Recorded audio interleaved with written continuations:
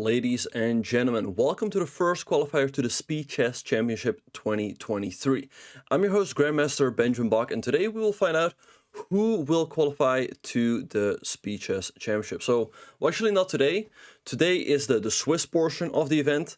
The top 8 will qualify to tomorrow's knockout, and the top 4 will qualify to the winner's bracket of that knockout portion, and 5 through 8 will qualify to the loser's bracket. So if you're in the loser's bracket, you only have 1 life left, but if you make it to the winner's bracket, you have 2 lives, so to speak. Now, for those of you who are paying close attention, you might see that Hikaru Nakamura is in the field as well, but Hikaru is already qualified, so if you finish in 9th place, you will also qualify. But let's have a look at what we have here. We'll of course look out for Hikaru, but let's also have a look at Alexander Bornik. He always plays a lot in Title Tuesdays. He's really a blitz veteran, so let's see how he will fare in this Swiss portion. He's playing with the black pieces against Pepe Cuenca, a grandmaster from Spain. And we see Alexander mixing it up with a double fianchetto with b6 and bishop b6 and bishop b7 and g6 and bishop to g7. Now let's see what he's going to do. He could perhaps just go for a hippo with d6, e6, 97 and 97. f3, an interesting move by Pepe. I guess he wants to go for a same-ish setup with bishop e3 and queen e2, and there we have it, e6 by Alexander. Alright, so big shout out to everyone who's watching in the chat. Okay, so we have 97 by Alexander. Perhaps he can also consider a quick d5 push to put white's center under pressure right away, or is he just going to go for that classic hippo setup? Let's find out pretty soon. I can also see that Alexander, he's streaming right now, so also feel free to check that out. Okay, so we have to move d5 by Pepe Cuenca, getting more space in the center. So let's see how Alexander is going to react to this. I assume he's just going to continue with d6, because you generally don't really have to fear the straight. The move h6 by Alexander makes sense as it stops white from playing bishop h6. But the drawback is that now it's going to be more difficult to castle, as you will always hang that pawn over there. So if knight h6 by Alexander and knight ge2 by Pepe. So let's see how Sasha is going to continue here. I would assume the move d6, and there we have it. And I would expect the move queenside castles by Pepe. I mean, it's generally what you do in these types of positions. Now let's see what Sasha is going to do. Maybe queen d7, he can aim for queenside castles as well. But white definitely has the edge here. White has more space, but all of the pieces are on the board, so Alexander cannot be too unhappy. However, he is already down quite a considerable amount of time. It's 45 seconds at this point. But we know he's lightning fast, so let's see how he will try to make up for that later on. Okay, so knight c5 has been played, and b4, that's always a double-edged sword. You gain space on the queen side, but that is where your king is, so not quite sure you want to push too much on that side. So knight e7 by Alexander, and he could aim for the move a5 to open up on the queen side. So let's see what Pep is going to do here. Maybe he'll just slide the king over to b1. Hikaru does not have to qualify, but he's just playing in the qualifier, you know, to get some practice in for the main event. And it's always great to see him play. Okay, so Pepe in the tank. Okay, so bishop to d4 has been played, offering the trade of bishops. e5 by Alexander, the typical King's-Indian reaction. And let's see if now he's going to go for a move like f5 to gain some space on the king side and put some pressure on that e4 pawn. a5 also makes perfect sense, and there we have it, f5 by Sasha. And let's see what white's going to do. I mean, in these positions, it's never that easy to come up with a plan. g3 has been played, maybe a move like knight f6, increasing the pressure on that e4 pawn a little bit. And you might also considering taking at some point and followed up with the move knight to g4 to put some pressure on the bishop. Okay, a5, a3, I think you should be very happy to take. Open up that a file for your rook, so this king will always be in some danger. Okay, so the trade happened. I think Sasha is doing pretty well here, but again, he's down a minute on the clock, so he's gonna have to speed up sooner or later. He goes for the move queen to b8, aiming to go queen a7 and give some pesky checks over here on the queen side. Not easy at all to deal with for Pepe. You would love to go, let's say, king b2 followed by rook e1, but you're just not in time. Black is first to give this check, so let's see what he's gonna do. Maybe bishop g2, followed by king c2, and then potentially rook a1. Okay, so Pepe now thinking. Okay, so let's see what he's gonna do. All right, I assume you have to continue your development with a move like bishop to g2, But again, you can't really get rid of black's pieces here on the queen side, so I think in blitz, this position is certainly easier to play for black, because black's king over here is pretty safe, and white's king over here is always going to be exposed. Pepe taking a long time here. Time is evening up, and he goes for bishop to h3, putting some pressure on that f5 pawn. Okay, I expect queen a7 here from Sasha. And maybe then king c2, king knight f6 has been played. Now you can go king b2 if you want to. And meet queen a7 with rook to a1. And there we have it, king b2 on the board. All right, let's see what Sasha's going to do. Maybe bishop to c8. This bishop is not really doing a whole lot. It's staring at this d5 pawn. Wow, he goes to b5. The idea is that in case you take with a knight, you hang the e4 pawn. Taking with the c pawn is possible, but the pawn will always be weak over there. So I like what Pepe does here. He goes for c5, keeping it close, bishop to c8. And I guess if Sasha gets the chance, he would love to trade and go b4.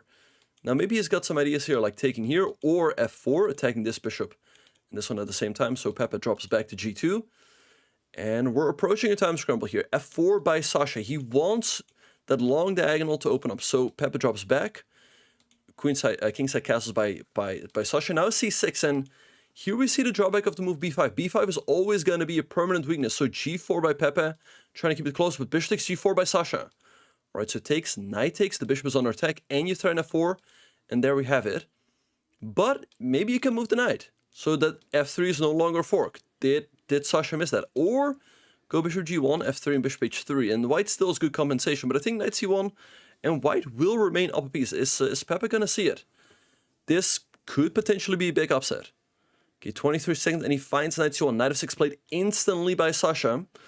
All right, maybe knight b3 or h3, stopping that g4 push, knight b4, bishop h6 by Sasha. Okay, knight a5 and king f7. Both players playing pretty quickly here.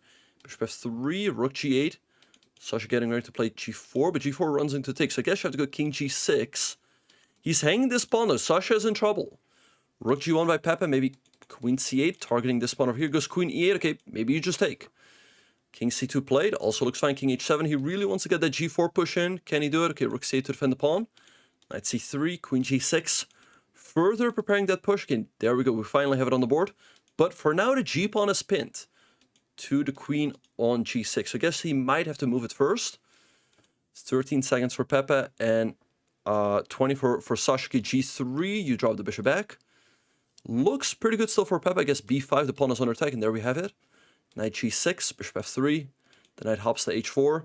But these pawns are nicely blockaded. Okay, takes queen g6, putting some pressure on his pawn over here. So rook e1 has been played, rook a8. Pepe doing well here. Rook a1, okay.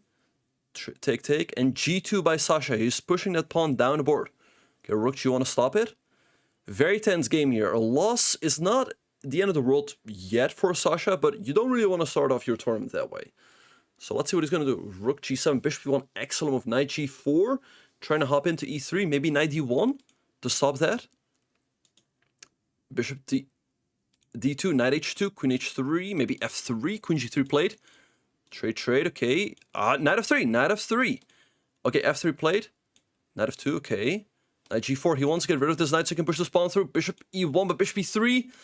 And Sasha has turned this one around, and white's going to lose the full rook. Sasha is going to win this first game. Quite a turnaround, but we know what a tricky blitz player Sasha Bornik is. So he wins his first game, and let's have a look at some of the other ones.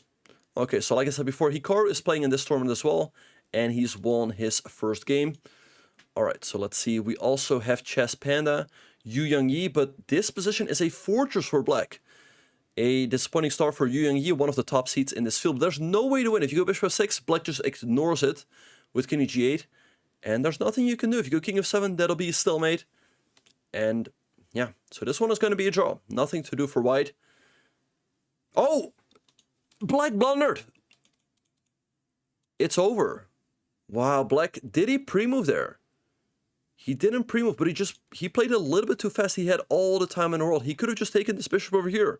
Because if you take, this is a known king and pawn drawn endgame, but he played king h8. And now king f7 wins the game for white, because you have this legal move, pawn takes f6, but now there's g7, followed by g8. So a bit of a lucky break there for Yu Yang-yi, but he wins his first game. All right, so let's see. The next round is going to start pretty soon, but we still have some more games. Here we have Shuvalova playing against playing against a GM. This one should be a draw, and there we have it. And we also have Iturizaga, who's trying to win this endgame with a bishop and knight versus a rook. Should be a draw, but definitely white who's pushing here. Let's see, okay, bishop d3, maybe you go after this pawn, I guess perhaps a5. But the moment you go a5, a6, black can actually give up their rook for the knight. Bishop d3, rook c1 check. This one should be a draw, but is black gonna hold it? It looks really difficult for white to make progress here. a6, now again, you can give up your rook for the knight. Check, bishop d5, the only way to play on. I think maybe you can even sack the rook for the bishop, if I'm not mistaken. Okay, the knight wants to go to c6, I guess you move the king over. Just make sure you don't hang the rook to discovery. Okay, check, king c7, knight f6, okay, rook f5. This one should end in a draw, but Iturizaga is gonna push for the win. King c6, okay, rook h5, there we have it. Knight d6, you can go rook h6 and you can give up your rook for the knight. Is he gonna do it? Gives a check over there. Again, I don't really see a way for white to make progress, but if you can somehow swing that knight around a c6, okay, knight d4, rook d2, don't do that. Check, king c6, rook h2, knight d4, check. Okay, check. Okay, check, block, yep. Okay, knight c6 is coming now. Wait, this is starting to get tricky. Bishop c8, bishop d5, king here. Wait, what do you do here? What do you do here? Check, there's mate. What is the move? Rook h5, he finds out. 95! 95 was checkmate. He misses it. Bishop b4, rook f4. You have to, okay, not rook f5, 95! And it's checkmate. Wow. What a game. I think the move black had to play is rook c4. You cannot take the, or you can, but it's still mate. But yeah, you see that with seconds on the clock, anything can happen. Rook f7, by the way, also still a possibility. And we are off to round number 2. Okay, so let's see what is happening. Let's have a look at Vidit. Vidit had an amazing run in the Chess World Cup, but he got knocked out in the quarterfinals. And right now he's playing against Durar Bailey, a strong grandmaster from Azerbaijan. Okay, so Vidit playing the English opening, and we have a symmetrical English with both players just copying each other. a3 has just been played by Vidit, so let's see what Durar Bailey is going to do here. He could very well just copy with the move a6. Black can also take on d4, you can take on c4. Many options here, but Vidit already taking a slight lead on the clock here. It seems that he's probably still in his preparation, or he's looked at this at some point in time, but Durar Bailey perhaps not. So let's see what he's going to come up with. Oh, let me... Alright, so here you guys can see the leaderboard. We have Bornik in the lead, Vidit. I do not see Hikaru, but Hikaru did win his first game, so I wonder if he dropped out of the tournament. But yeah, those are the standings we are having right now. Again, you want to make it into the top 4. If you make it into the top 4, you qualify to tomorrow's winners bracket, to qualify to the Speed Chess Championship. If you come 5 through 8, you will qualify to the losers bracket, and so you will only have 1 life. But at the very least, you want to make it into the top 8, but top 4 is even better. Alright, so let's see what we have here. Vidit having a nice space advantage on the queen side with these pawns on c5 and d4.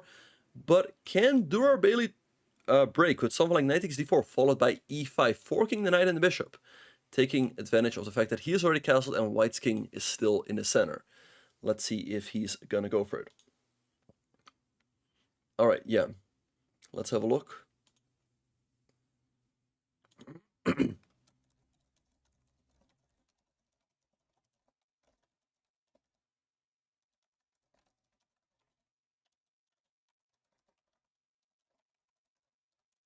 Okay, so we have g5 by Durar Bailey, bishop to e3 back by Vidit. Maybe now f5, expanding on the king side, and you want to go for f4. Okay, we have g4 by Durar Bailey. I guess you have to move the knight, or perhaps you can take here, but black's going to take here. You can also move your knight, let's say, to e5, or mean back to g1. Let's see which one Vidit is going to go for. So let's see what Vidit is going to do. Both players around 2 minutes. Again, Vidit had a very strong run in the World Cup, but he got knocked out pretty much at the final hurdle before qualifying to the candidates in a quarterfinal. Quite a heartbreaker, as he also made it to the quarterfinals in 2021. Okay, he takes on c6, and his idea is that in case black recaptures, he then wants to go for the move knight to e5, attacking the pawn on c6 and the pawn on g4. So let's see what Durar Bailey is going to do. He takes a knight on f3. Now, the bishop is still under attack, so I assume you'd have to move it back, but you can also take that knight on e4, and that's what Vidit does. In case you recapture, you can take with the bishop on e4, and then g2 is also protected. Black can also take here, but I think you just go rook to g1. And I think Vidit's idea is that in case you take on c6, now he can go knight to d6. The knight looks pretty strong over there. And again, in case it takes rook g1, this should work out in white's favor as you get that open g-file. And black's king over here is going to feel the heat as soon as the queen jumps in to either h5 or f3. So let's see how Durabeli is going to deal with this. This definitely looks like a pleasant position for Vidit, who's up almost a minute on the clock. So let's see what he's going to play. All right, so f5 on the board by Durabeli. I assume you just take. f4 can be met with something like queen g4, threatening checkmate and that pawn on f4. So I think that's just going to backfire, but maybe he just wants to follow up with queen f6, but definitely looks like a very pleasant position for Vidit. And I'm a little bit surprised that he hasn't taken it yet on g2, but there we go. So let's see what Durabeli is going to do. I assume sooner or later he should step out of the g-file with the move king to h8. So let's see if he's going to go for that. All right, he's taking his time, but yeah, already quite a hefty advantage here for Vidit.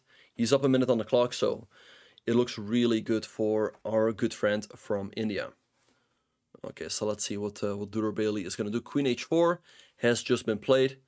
All right, bring the queen over to the king side. Makes a lot of sense, as that's where all of the action is happening. Maybe move like queen f3 by Vidit, but then black is a little better prepared to go for the move f4, because now queen g4 is no longer an option.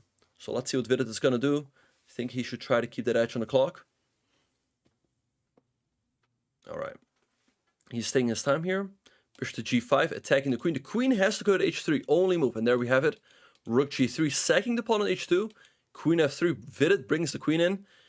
Very nice moves here by Vidit. And the queen on h2 all of a sudden is a little bit trapped. Vidit could try to trap it with moves like king to d2 and rook h1. And Durabeli already down to his last 18 seconds. Which move is he going to come up with? But it looks super tough here. 12-10. He's got to move here. He's got to move. Otherwise, you're just going to lose on time. Okay, e5 has been played, trying to break open the center. I like his reaction. He wants to create counterplay in the center. Let's see how Vidit is going to deal with this. I mean, you can perhaps take on e5, but then maybe the move f4, and your bishop on c8 can join the action somehow. Vidit having a minute on the clock, but that vanishes very, very quickly. So let's see what he's going to do. I mean, rook g2 perhaps, attacking the queen. In case of queen h1, you have king d2, but then Durabeli could throw in the move e4 at the right moment. So let's see what Vidit is going to do. He takes on c8. Black has to recapture, I assume. And now I guess you can take an e5 and threaten the move bishop to f6. Rook e8 has been played. Okay, bishop to f6 can now be taken as the e pawn is spin. So king d2 by Vidit. And in case you take, does rook h1 trap the queen? I believe so. f4. I think rook h3 is game over. The queen is trapped. Vidit for sure is going to find it with 30 seconds on the clock. Rook g2, by the way, also traps the queen. And there we have it, rook h3. The queen is trapped and Durabeli loses on time. So a very nice second win for Vidit, who moves to 2 out of 2. All right, so let's see what else is happening. We also have Denis Lazovic. Really I mean, I wouldn't call him a veteran as he's still extremely young, but we always see him in Title Tuesdays, the Champions Chess Tour. We saw him in the Global Chess Championship. So he's a really strong online blitz and rapid player. But right now he's playing actually a veteran, Alexei Dreyev, who is playing with the white pieces. White is down a pawn, but look at these knights over here. They're super cramped. And bishop to d5 is a big, big threat, skewering the queen and the king. So very understandably, Denis moves the king over to h8, but knight at d6 now. The queen has to move to g8. Okay, bishop e8 has been played. Knight e7, picking up an exchange. This should be winning for Dreyev. Let's see if he can finish it off. Bishop f7 is his threat. Knight e6. Bishop f7 can now, you can take on d4. You can take here, bishop takes e6, maybe queen e3 or so, bishop g6. White should still be winning here, as black is completely tied up in the corner. Rook e8. Okay, and I don't see how Denis is getting out. Bishop d7, rook d8, followed by queen a8 and c3. I guess you just take that with the queen. You don't want to take with the pawn and give black a passer. And something like queen c5 just looks like lights out. And there we have it, a very dominant performance by Alexei Dreyev. And look at how many points he won with that win. He won 62 points. And that tells us that he doesn't play a whole lot of online blitz, but he shows that he's a very strong player because he takes down Dennis Lasvik. All right, so let's see what else we have. We have Ming Lei, who just won his game against Elsa. And we also have Chess Panda, Yu Youngyi pushing for the win, up a pawn in this queen endgame. This should be a draw, but it's never easy with seconds on the clock. And now he's able to move that king of the board. I think that's definitely progress for black. I think Yu Youngyi is going to win this game. I think it's going to be too difficult for white to defend with only seconds, and it's so easy to blunder here. F4 or check there, king here. I like the queen on e5. You want to keep that queen centralized. So maybe some checks. Okay, he moves the queen back. Queen e2 check, king e6. Okay, queen f... Okay, he's hanging that pawn. I think white should have taken. He didn't. Queen f2. Okay, do not check. Okay, queen a7. Check. And now king d5 again, but queen d4. Okay, king e4 or queen e6. Check. King e4. Black certainly making progress here. King e5 and king e4. All right, queen g3, f4. And he starts pushing that pawn down the board. Check, king f5. Again, this is super difficult for white to defend with only seconds. Queen e2. Maybe another check. And I guess at some point you just push. Maybe he's going to do that now. Okay, a5. Okay, check, king g4. Just have to make sure that your king does not get trapped in a perpetual. But that doesn't seem to be the case. King g3. Maybe after check you go queen g4. You give up that pawn, but you go all in on your f-pawn. King f3. Okay, check. King f2 now. Check. King g3, queen e3. Okay, but now you go f3. And the pawn slowly but surely is pushing down the board. King e2. It looks super tough for white to hold. a4 maybe, in case you take, there might already be queen b3. You pick up all the pawns to check, and this should be game over. Queen d3, queen d2. And you trade off the queens, and that's all she wrote. All right, so Yu Youngyi also wins his second game with the black pieces and moves to 2 out of 2 as well. All right, so let's have a very quick look at the standings. Let's adjust the scene real quick. Give me just a second here. All right, so as you guys can see, there's still quite a few players on 2 points out of 2 games. We have Incognito Knight, I don't know who that is, but we also have Hikaru, we have Alexander Bornik, we have Yu Youngyi, our good friend Jose Martinez Alcantara, we have Aram Hakobian, we have Ranek Sadwani, and Dimitri and Draken. And since Hikaru is playing as well, you need to actually make it into the top 9, because Hikaru already has a spot, or top 5 if you want to make it into the winner's bracket. All right, so, but round number 3 has just started, so let's have a look. Let's have a look at this one. We have Jose Martinez playing against Vladimir Kramnik, the former world chess champion. So Jose playing with the white pieces here. He goes for a setup keeping all the pieces on the board. And he's got this pawn at e5, which is both an asset but also a little bit of a liability, as it can always be a little bit weak. So let's see what Kramnik is going to do. Maybe knight at g6 to target that pawn, but you can always still defend it with rook to e1. And the same can be said about the pawn at d4. It's a little bit cut off from black's chain, so maybe Jose can attack that pawn later on. Or, you know, move his knights around with knight d2 to c4. So let's see what he's going to do. He goes knight a3. Kramnik could take here and give white double pawns, but Jose would get the bishop there. And, you know, the more I look at it, the more I'm starting to like white's position. Jose can go for plans like h4 and h5, followed by even potential h6. That's right up his alley. And I'm telling you, he's going to go h4 here. He's going to go h4 or something like rook b1. But he's definitely going to push the h-pawn down the board at some point. If you get that pawn to h6, it's always going to be super annoying for black. You don't really want to go g6, and there we have the move h4. And very understandably, we have to move h6 by Kramnik. He doesn't mind allowing h5, but he doesn't want to allow that pawn all the way up to h6, as then he will have to permanently weaken his dark squares around his king. Alright, so bishop to d2 by Jose, slightly improving the placement of his bishop. And now let's see what Kramnik is going to do. Maybe something like rook f8, improving the rook, or queen to b6. He wants to go to a6 and target that weak pawn on a3. h5 by Jose. Knight g7 has to be played, and g4 pre-moved by Jose. If Kramnik had played the move knight f4 here, he would have won the game. But he played knight g7, and knight at d5. Now Jose can break with g5. Is he going to go for it? Again, it's right up his alley, so I would not be surprised at all. He can also throw in the move rook to b1, attacking that queen, but something tells me he's just going to go for it with the move g5. So let's see what he's going to do. But either way, I think he's got a nice position to work with in this blitz game. Also, oh wait, g5, knight c3 has been played. The board was not updating, takes. And again, now he still wants to go for the move h6 to try to break open Kramnik's king side. So let's see what Kramnik is going to do. He goes for f6, breaking himself. So you can take, but then black can continue with a move like e5, opening up that bishop.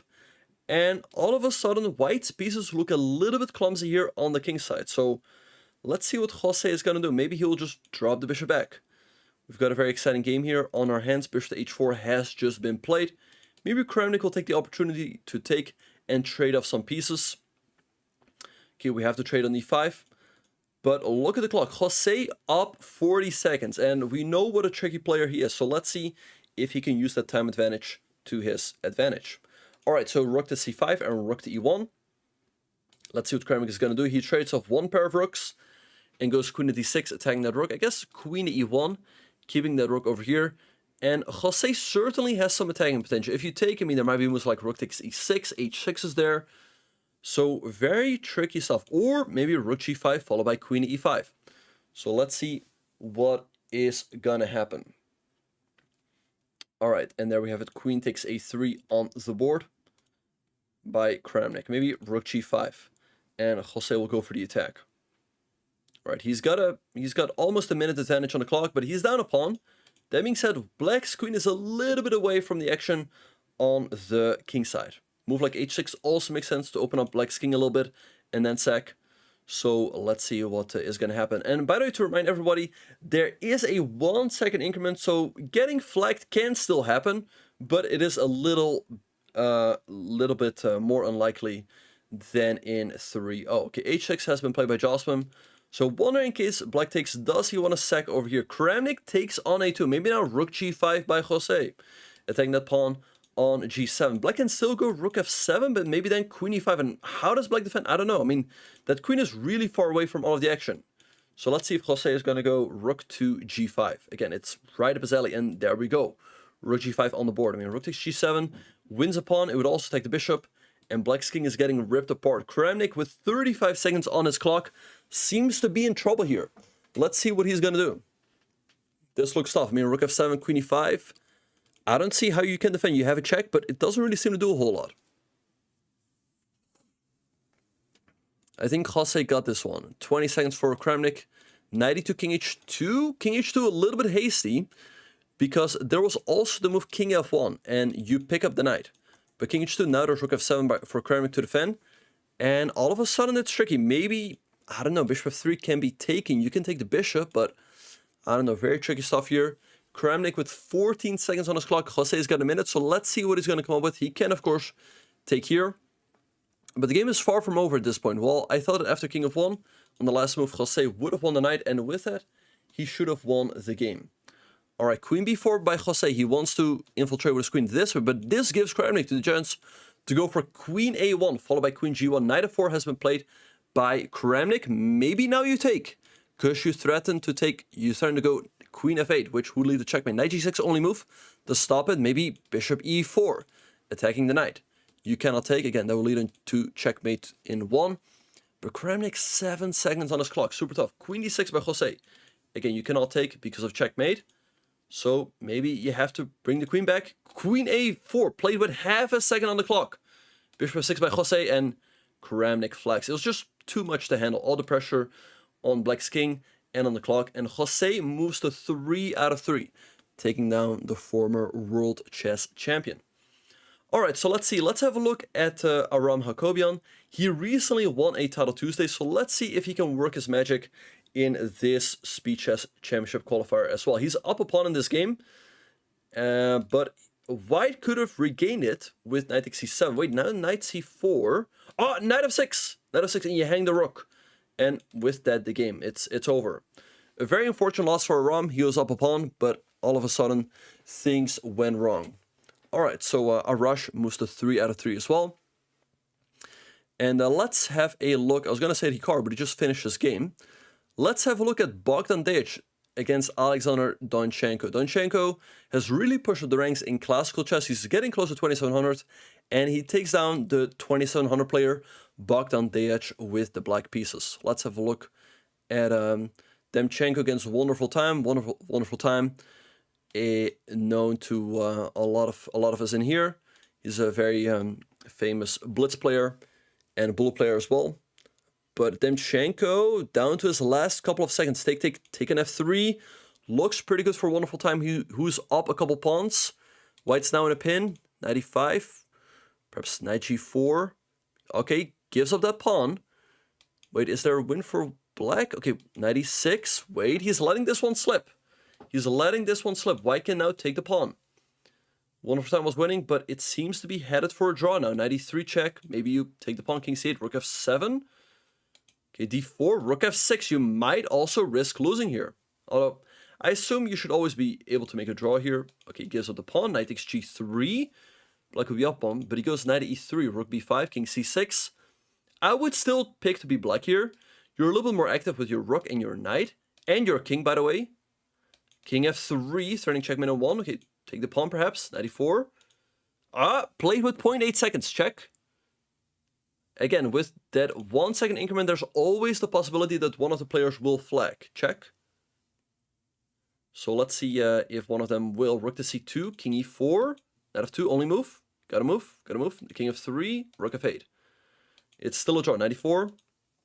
Will he make it to rook f4? Rook d8 also looks fine. You can actually take, but knight f2 has been played. You can take, I think, because check, there's here. King e2 play, knight g4. This is a draw, okay, but now we go into rook versus knight. Okay, rook g2, and white's king is on the back rank. Now, I think you want to move that knight. Oh, okay, that was not a fork because black's rook is under attack. But again, that king is getting pretty close to the corner, so not easy for Demchenko, who moves with 1 second on the clock. King up, or knight e4. Okay, I think you want to keep that king as close to the corner as possible. King e3, or knight f5. Now the king sneaks out a little bit. Rook h2, you just wait, king e4. And the king now moves over, knight d4.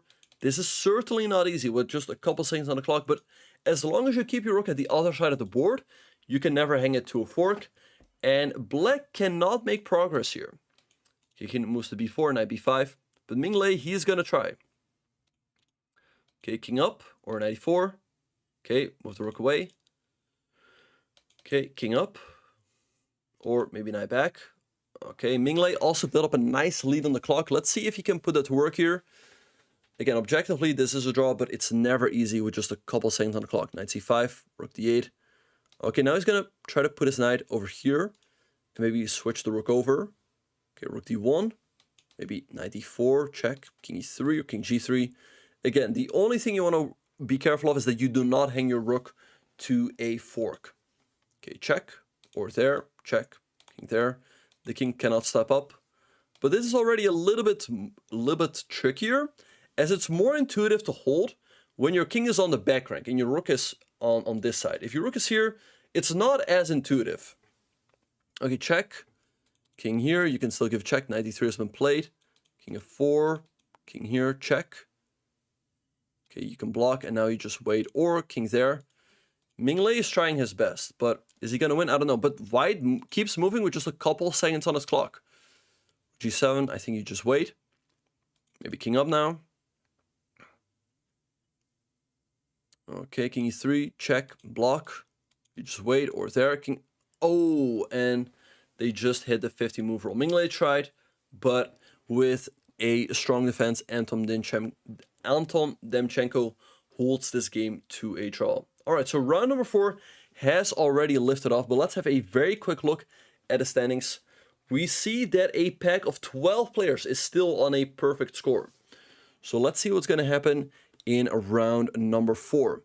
All right, so we have a matchup here between two Blitz veterans. We have Alexander Bornik against David Paravian Dropstone. So Dropstone, or Bornik going for the bishop's opening with a quick bishop to c4, and Paravian going for a very quick c6 and d5. So let's see what Bornik's going to do. Bishop to g5, putting pressure on the knight. He wants to provoke that move d4, as then he can move the knight back, and that will give him a bit of a free hand on the king set. So let's see what Dropstone is going to do here. He does go for the move d4, knight e2, and a5. He wants to trap that bishop, so I expect to move like a4 or a3 from Bornik to make sure that his bishop does not get trapped. So let's see which one he's going to go for. And he goes for the move c3. Okay, also possible. a4 can now be taken. And he's putting some pressure on black's center. If black takes, I assume he wants to recapture with the pawn. c5 has been played by Dropstone. And I guess Bornik is just going to castle here or go for a move like a4, carving out the b5 and c4 squares. So let's see what he's going to do. But I think both players cannot be too unhappy about the outcome of the opening. Bornik managed to keep all of the pieces on the board, but Paravian has a space advantage and should have a pretty decent position as well. Alright, short castles has just been played, h6 by Paravian. I guess you drop back to h4 and there we have it. But now, in case you go knight g3, you will always have to watch out for the move g5. And you'll have to sack a piece. You definitely have compensation there, but going for knight g3 is quite committal, as again, you will have to sack in case of the move g5. So let's see if Bornik will go for it. He can also trade on d4 first, maybe move rook to c1, and that's what he does. Pawn takes and rook c1 on the board. Maybe bishop to d7 by Paravian, just continuing his development. Bishop e6 is possible, but these doubled e-pawns are always a slight liability. So there we have to move bishop to d7. Alright, and a3 by Bornik, making sure that in case of a4, he can always drop his bishop back to a2. So let's see what Paravian is going to do. To me, move like b5 makes perfect sense, gaining a little bit of space on the queen side. But you can also go for a move like bishop e7, unpinning the knight, so that then you can go for a move like queen to b6. Alright, and we have bishop e7 on the board. Alright, so let's see what Bornik is going to do. Maybe bishop g3, and there we have it. And how do you actually defend the pawn on e5? If you go bishop to d6, white can actually take, because the e-pawn is pinned. And in case black takes, you recapture with your knight. So I think Bornik might be winning a pawn here. I don't see how black should defend this one. Yeah, nice little tactic there by Bornik. He's always so tricky. He spots every single tactic in blitz, and that's what makes him such a beast, and that's why he's rated 3080. So let's see what Paravian is going to do here. I mean, he's probably going to lose the pawn, but that shouldn't not be the end of the world. So let's see how he will find a way to fight on. I mean, a4 doesn't change a whole lot, white can just take. So tough position here for Paravian. I'm not quite sure as to what he should do.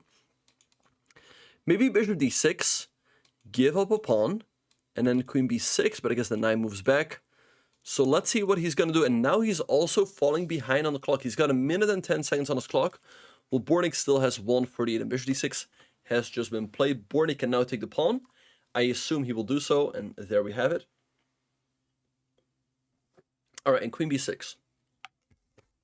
So black now is threatening to take the knight with the queen or with the pawn, as the bishop is protected. So I assume Bornik is going to move it back to f3 and put some pressure on that e5 pawn. You can also go to f5 and pretty much encourage black to give up his bishop pair. So let's see what he's going to do. He goes for knight at f5. Okay, I assume Paravian is going to take. And then maybe go a4 and take on b2. The a3 pawn is likely going to fall as well. So black should have pretty decent chances to hold there. And we see the trade in f5.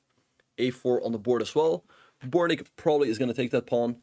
And then Paravian is going to take on b2. I guess you can probably pre-move this move, as white doesn't really have a move with his bishop that would hurt you. So let's see what Bornik is going to do. He can decline the pawn sacrifice, but he can also just take it. But either way, black is going to take here. And the a3 pawn is also going to fall. So I think Paravian, he managed to find a good way out of this. Like, he's not going to go down a pawn, and he's still doing pretty all right. So let's see what he's going to do. Okay, Bornik down to 45 seconds. He takes the pawn. Queen takes b2 by Paravian. Okay, maybe bring this rook into the game. Although, again, black can take here. d4, taking advantage of that pin along the diagonal. Rook to d8. Good move by Paravian. In case of white takes, you can now just recapture.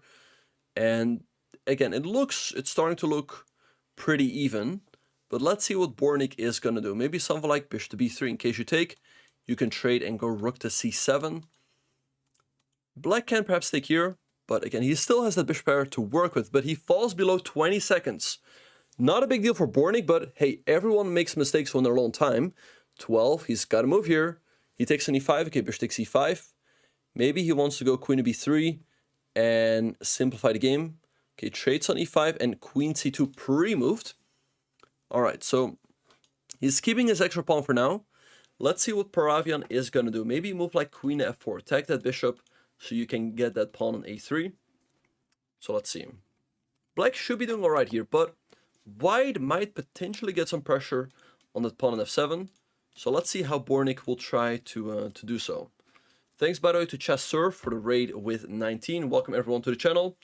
Hope you guys are having a fantastic Monday morning or afternoon, wherever you are. Okay, queen e4 has been played. A good move. And we see the trade, bishop to c2, knight c3, threatening a fork over here. Okay, black takes here. And I think, if anything, black is better here. White has these double pawns, and black has this b pawn, which can now push down the board with b5 and b4. Not easy for Bornik to hold this. 6 seconds. 6 seconds. He's got to move. 4, 3, bishop b4, b4. Black's moves are also super easy. Bishop to c6. Okay. All right, let's see what Paravian's going to do. He definitely has the edge here. Rook a6 attacking the bishop. Bishop moves back to f3. Maybe rook b8, putting that rook behind the knight. g4. Bornik expanding here on the king side. And again, it's not that easy to push, because if you do so, you'll hang the knight. Rook e8, h5. Okay, maybe you just take, or g5. Bornik takes rook e5. Okay, rook e4. Bishop f3. Take on h4. Paravian definitely having the edge here. Let's see if he can put this one away. Rook e1 check, king of 6, rook d7. Wait, but now b3. The b pawn is free to move. Is he going to push it down the board? b3 on the board. Okay, rook e7, rook c7. Okay, maybe b2. White has to take. And black goes up the exchange. But can he win? White has a couple of pawns. And all of the pawns are on the same side of the board. And these checks are pretty annoying to deal with. Rook f4 though. Rook f4. Wait, rook f5. This looks very good for Paravian. Rook b3 or rook b2. Bornik now is completely stuck on this side of the board. King h6, nice move. f6. f6 or king g5, that's fine as well. Okay, maybe rook f4. Okay, he wants to go rook to f6. Tricky stuff. And can he go into the pawn game? I assume so, but I'm not 100% sure. Difficult. Okay, he goes for it. Okay, king h4. This should be a win for Paravian. Okay, king g4. f5 or f5. It's g5, it's over. All right, and Paravian wins this game with the black pieces and moves to 4 out of 4. Great start for the superstar from Russia. He qualified last year to the Speed Chess Championship, so let's see if he can do it this time again. All right, we have Hikaru, who won with the black pieces against Ruud Makarayan. He moves to 4 out of 4 as well. And we also have this matchup between Sean Sargsyan and Jose. So Jose moves to 4 out of 4 as well. Okay, let's see what other games we have. We have the game between Sarana and Moroni. Sarana just won his game. And then we have Castor against Albon. So white's up a pawn here. Let's see if he can win this endgame. Objectively, this should be a draw. But again, it's always difficult to defend with only a couple seconds on the clock. So let's see what is going to happen here. Knight c4, maybe just move the knight back. Black is pretty active here with the rook on a4. Okay, then I was hanging, so I had to move it. Okay, you can take. He gives a check. Okay. Again, I think you should just take the pawn. Yep.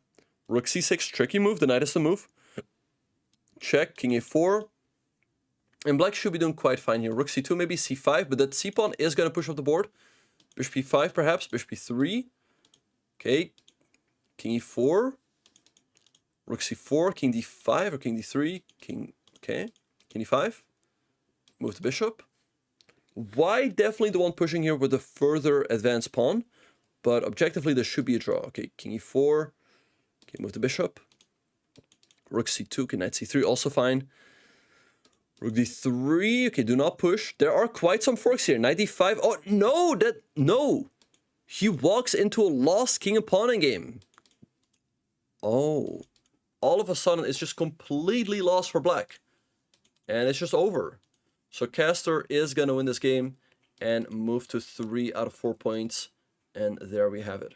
Yeah, this one is going to be over any moment now. This is, by the way, the last game of round number 4. So let's have a very quick look at the standings. We see that after 4 rounds, there are still 6 players on 4 out of 4. We have Ranek Sadwani, we have Jose Martinez Alcantara, we have Hikaru Nakamura, we have Dropstone, we have Gadakomsky, and we have Alexander Donchenko. But once again, keep in mind, you guys, you want to make it into the top 4, then you make it into the winner's bracket for tomorrow's knockout. But making it into the top 8 is good as well. But since Hikaru is playing, finishing in 9th place or in 5th place is good enough as well. So we see here that Yu Young-yi, Alexander Rustamov, and FGH SMN are still very much in the running. Alright, you guys, with all that being said and done, we are going to be taking a very short break. They're going to do a fair play break, so we are going to be right back. But do not go anywhere. You do not want to miss who is going to qualify to the Speed Chess Championship 2023. We'll see you guys after the break.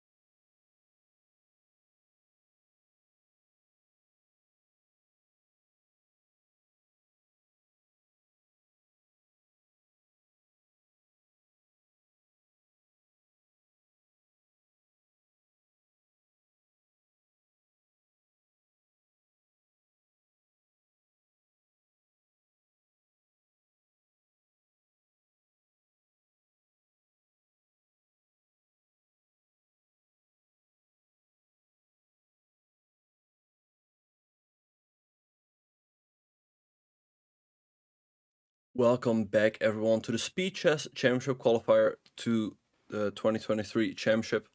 Alright, so here we have Hikaru Nakamura playing against David Paravian. They actually played in round number 1 of last year's main event, and I think Paravian cannot be too unhappy about the outcome of the opening.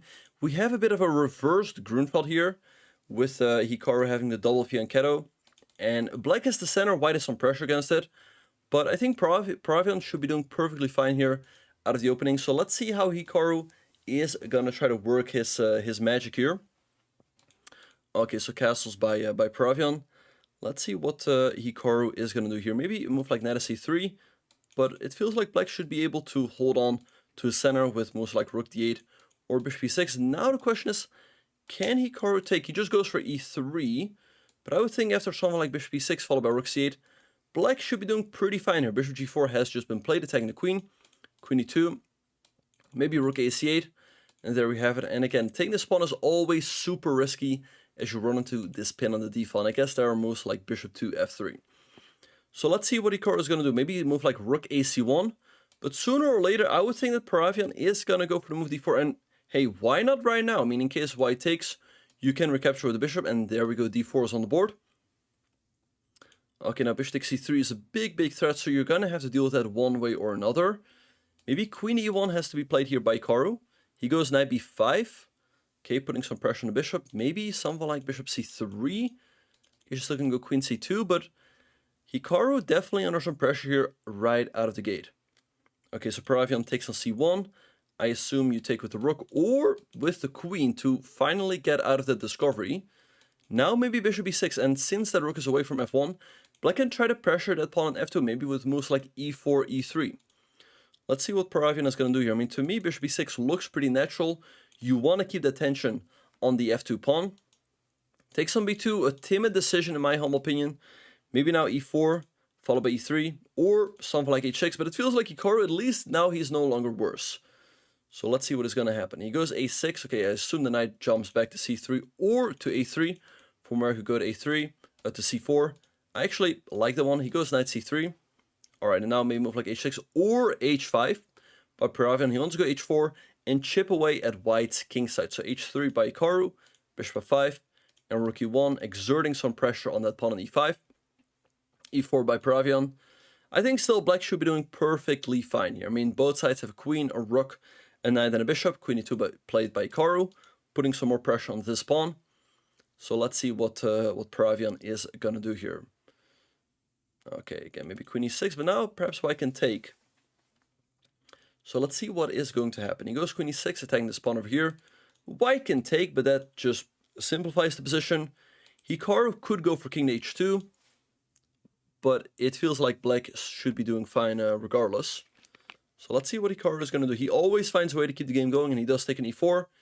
Rook e8 by Paravian. Okay, so bishop f3 has to be played now, I assume. You can go f3, but that really weakens your king.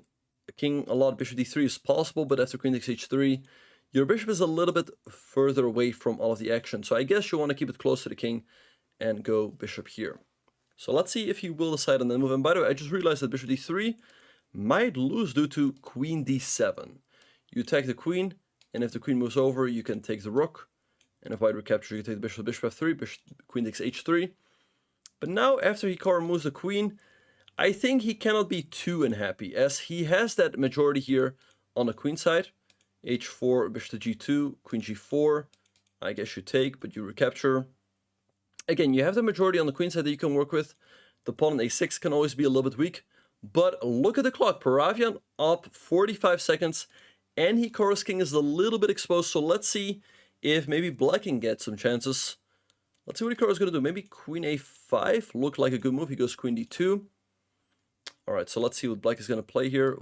Hikaru wants to give a check, maybe go back, and then pick up this pawn. But certainly not an easy position for white to play, as he is down on the clock. Maybe knight h5 to f4. Makes a lot of sense. Moving that knight into the attack to go after white's king. Let's see what Paravian is going to do, but he's taking a lot of time here. He should try to keep the time advantage.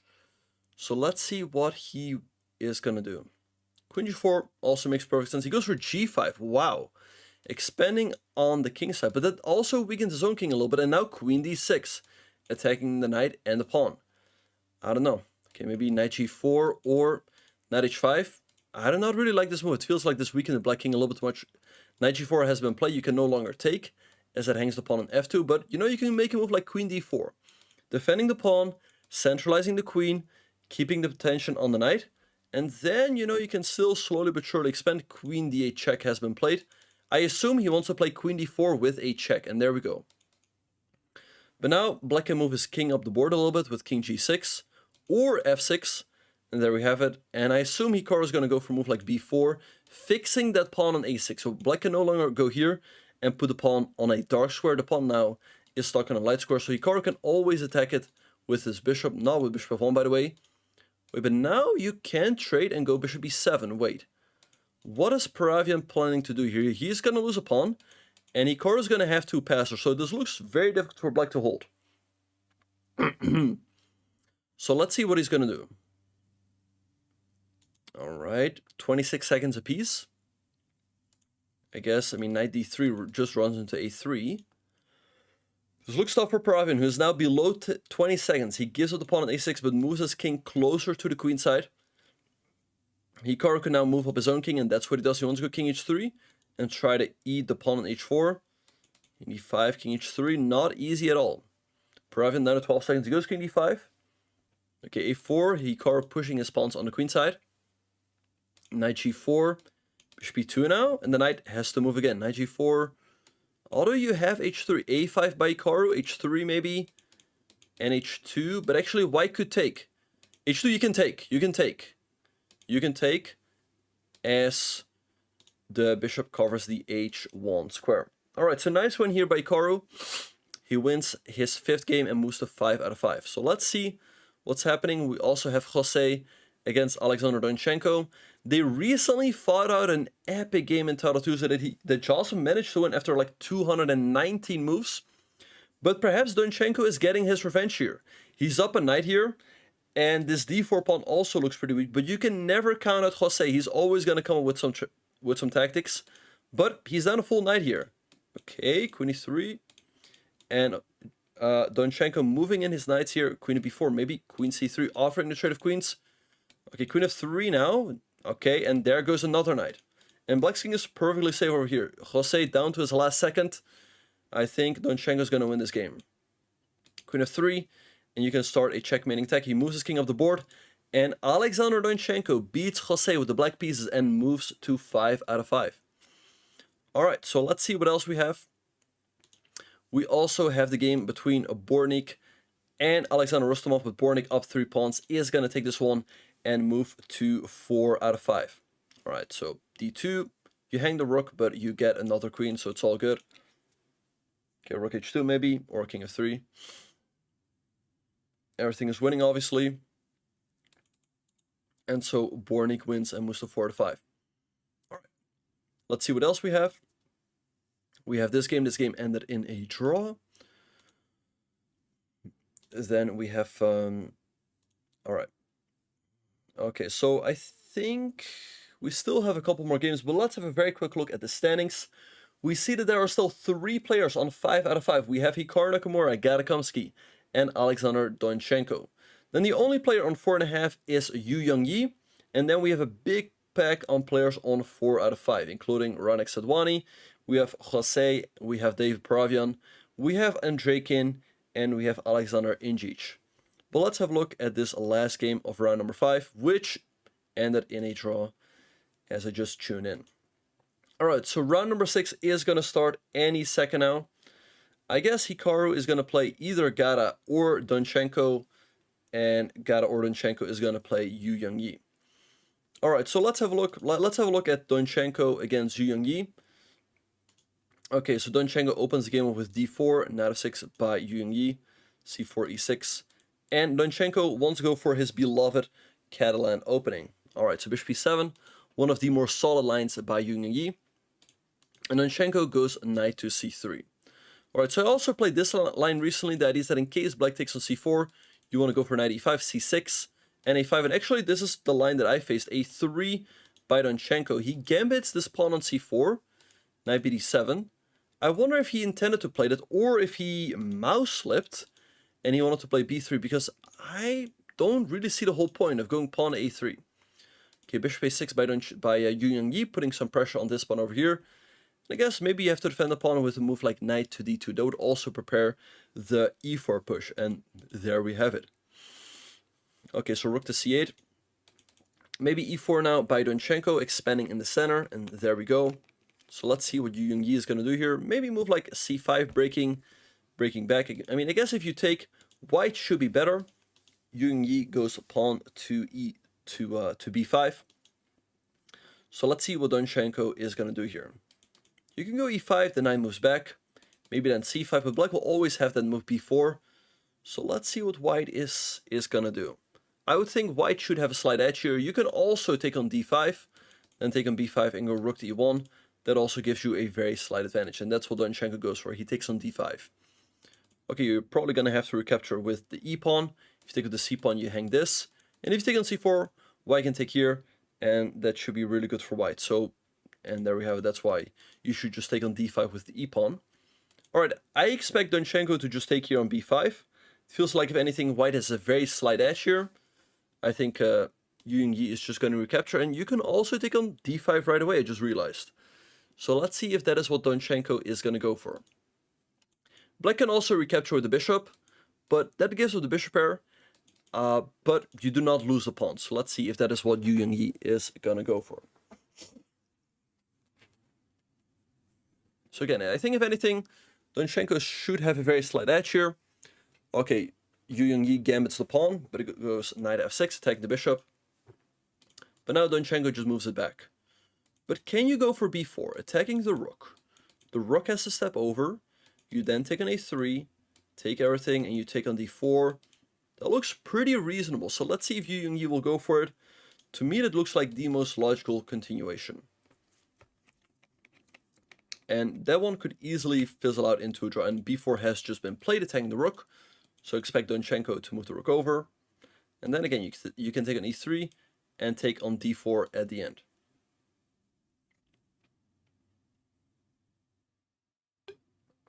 Rook e1 by Donchenko. Okay, I assume now you take on a3. And you take on d4 at the end. Let's see if that is what Yu Yangyi is going to go for. Okay, takes on e3, white recaptures. Takes again. I guess he's now going to take on d4, and there we have it. You can take an a5, but I mean, I guess maybe black just goes queen to b6, and black has a lot of activity for the pawn. White's a little bit, white's pieces are a little bit clumsy. So bishop to d3. Maybe he wants to go rook to c2, now that his bishop is covering that square. Let's see what Donchenko is going to do. Maybe move like knight to e4. That could be a nice way to get out of it. He goes knight to c4. Okay, also looks pretty solid. You cannot take as the bishop is pinned. So you're going to have to make a move like rook to d8 first. Black still has pretty reasonable compensation, but white's up a pawn. And if Donchenko can hang on to that pawn, he can later try to put it to work in the endgame. So he goes knight to e5, putting some pressure on that bishop. Maybe you want to move your queen first, and then move the bishop later. If you move the bishop right now, then white can trade, and the endgame should be quite pleasant. Queen is a3, attacking the rook, but maybe now queen a1 by Donchenko, forcing the trade of queens. And he should have pretty good chance to win that endgame. So let's see if that's what he's going to go for.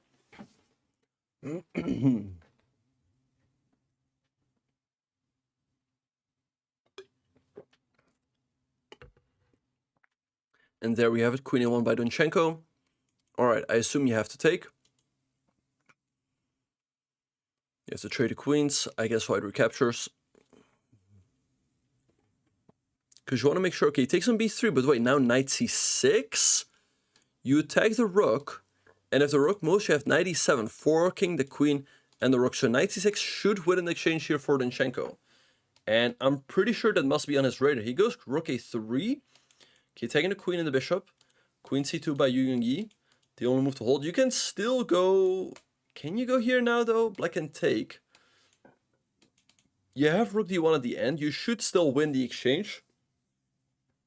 So let's see if that is what Donchenko will do. He's got some time to figure it out. Okay, Queen A2. Queen A2 is just a silent draw for a little bit disappointing. Now the game ends in a... Actually, it was not only a silent one, but also a vocal one, as this game ends in a draw. Alright, so definitely a missed opportunity there for Donchenko. Let's have a look at what's happening in the other games. We also have Gadakomsky against Hikaru. Hikaru in big trouble. He's down 1, 2, 3, 4 pawns. 4 pawns. Rook F5, I guess just King to G2. But you can never count out Hikaru. Is he still going to find a way to swindle out of here? I don't know. It looks really tough. And also, Black's king is wide open. He takes it here, but King G2, the rook is protected. I think Hikaru is going to resign. This is game over. And there we have it. Gadakomsky, the famous legend, moves to 6 out of 6. Great start for him. Let's see if he can make it into the winner's bracket. Alright, we also have this matchup between Bornik and Shan Sargsyan. Very unclear game here.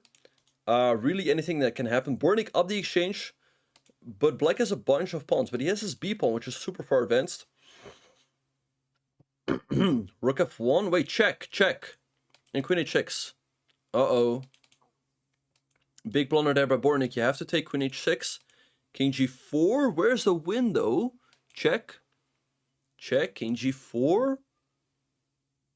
Oh, you go F5, takes Queen G6, and Queen F6. Queen G6. That's a pretty checkmate. Queen G6 and Queen F6. Alright, nice win there by Shan Sargsyan, who moves to 5 out of 6. And so let's see what else we have. We have Jose Martinez Alcantara playing against Kasparov.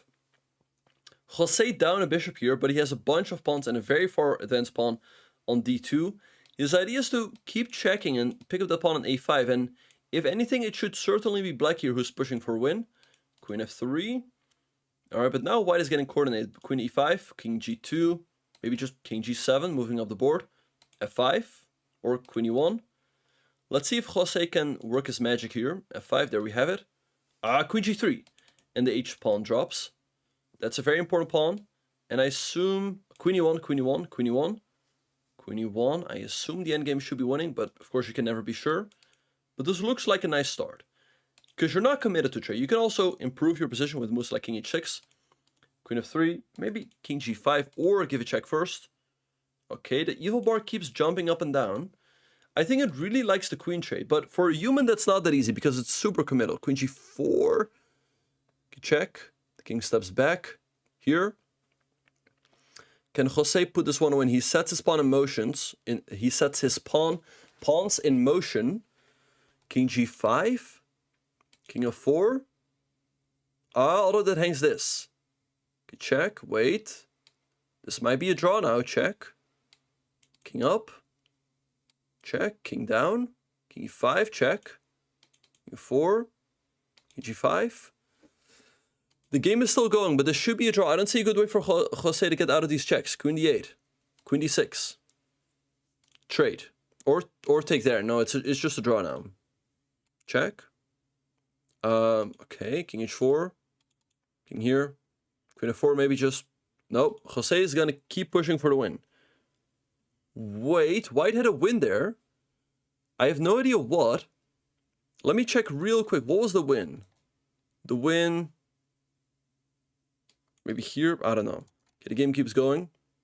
Okay, there should be a draw now, but now Jose has to defend. King G7 only move. Queen F6. He's going to hold it though, I think. Shouldn't be too difficult. Check. Queen here. Just keep your queen close to your king and make sure you keep it on the dark square. And nothing bad should happen, but it's a little bit annoying. Check. Check. Okay. Maybe Queen F4, Queen E3. Check. Check.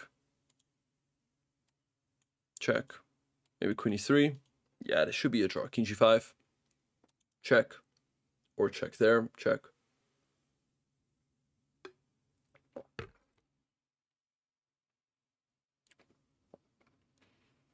Alright, so final moments of this game. This one should end in a draw, but yeah, of course, either player can still blunder, they can still flag, so you never know with a 1 second increment. Jose moved there with 2 seconds. Check, check. Okay, do not go queen h4. Yeah, that is fine. Okay, check, and check, check. Yeah, it should end in a draw any second now. Check. Or check there, and check. All right, and this game ends in a draw. All right, so very up and down game, with both players moved to 4.5 out of 5. But it definitely felt like Jose was winning earlier on. All right, we're up for round number 7. And let's have a look at Alexander Zinchenko against our leader, Gadakomsky. Let's have a very quick look at the leaderboard. We see that Gadakomsky is in the lead with 6 out of 6. Then we have Alexander Zinchenko on 5.5 out of 6. And then we have Alexander Ingic, we have Hikaru, we have Yu Yi, and Sean Sargsyan all on 5 points. All right, but we're off. All right, so Alexander Zinchenko, again, going for his beloved Catalan opening. So let's see what Gada is going to do. Is Gada just going to go pawn to d5 or something like c5, inviting the Fianchetto Benoni? Bishop b4 also move. And Zinchenko goes for knight to d2. So let's see how Gada is going to play here. He goes for d5, bishop to g2, bishop to g2. Important little trick here. Black could not have taken on c4. Let me point this out real quick. You cannot take here, because if you take, there's queen a4 check. And you also take the bishop, and in case knight c6, you remove the defender and then win the bishop.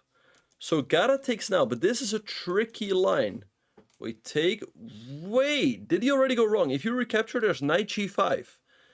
And you cannot block this checkmating threat, because if you go knight d5 to defend the rook, you hang mate. So he goes a5, but this has already gone wrong for Gada.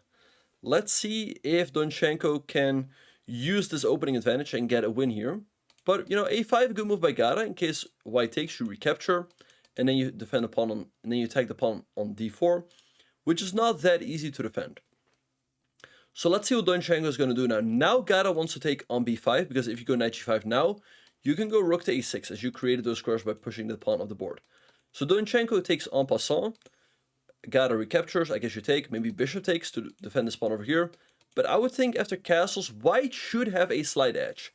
He has the better pawn structure, and the pawn on c4 looks pretty weak, and there we go. Kingside castles is on the board. Now c5 by Gada. In case you take, now you can take on d4. So maybe you take on c5 first. That is what Zinchenko does. Knight c6. Okay, now you can take. Let's see if Zinchenko is going to do it. He plays that move. Maybe knight d4. Encouraging the trade of knights, he takes on c5. So let's see, maybe like knight e5, or let's see what Zinchenko is going to do. Knight e5, solid move. In case you take, maybe then you take over here. And white then also has the bishop rank. In case you take here, I assume you should be able to take an e5 and get the advantage of the 2 bishops against the rook. You can also recapture, but to me, this looks better, taking the advantage of the bishop pair. In case it takes, you recapture the bishop, and the bishop on f3 defends that pawn on e2. So knight d7 by Gada, but I think now after something like queen c2, white is up a very solid pawn. That being said, queen c8, good move by Gada. If you take the pawn on e2, is tough to defend, because rook to e1 runs into bishop takes e2. So let's see how Zinchenko will try to hang on to his extra pawn. He goes queen to d2. All right, now if you would have a couple moves and go, let's say b4, bishop b2, white's doing pretty well, but let's see if Gada can do something in the meantime. Maybe a rook to d8, followed by a knight jump. He goes queen c4, taking the pawn. I guess now rook to e1, and it has just been played. Rook c8 by Gada. Okay, b4, I guess, runs into knight e4. So let's see what Zinchenko is going to do here.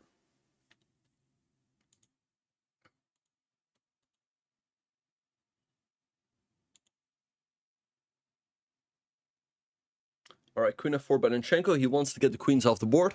Very logical decision. Let's see what Gada is going to play.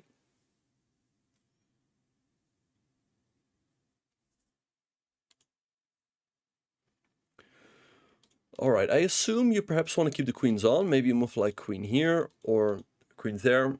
The queen trade is not the end of the world, and you actually do have to move rook c2, forking the 2 pawns. He goes queen c2, taking this pawn right away.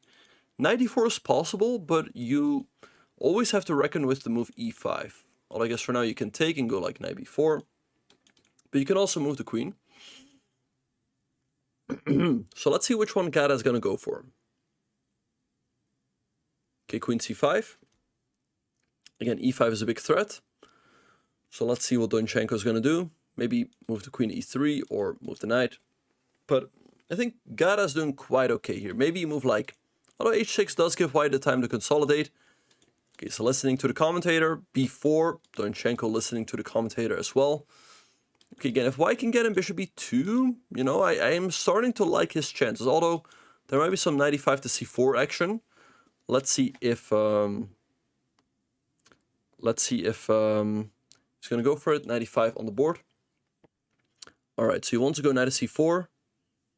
Not easy to stop, but okay, knight f5, tricky move. But now knight c4, taking the queen and the bishop. What does Donchenko have in mind here? Maybe, okay, gives a check.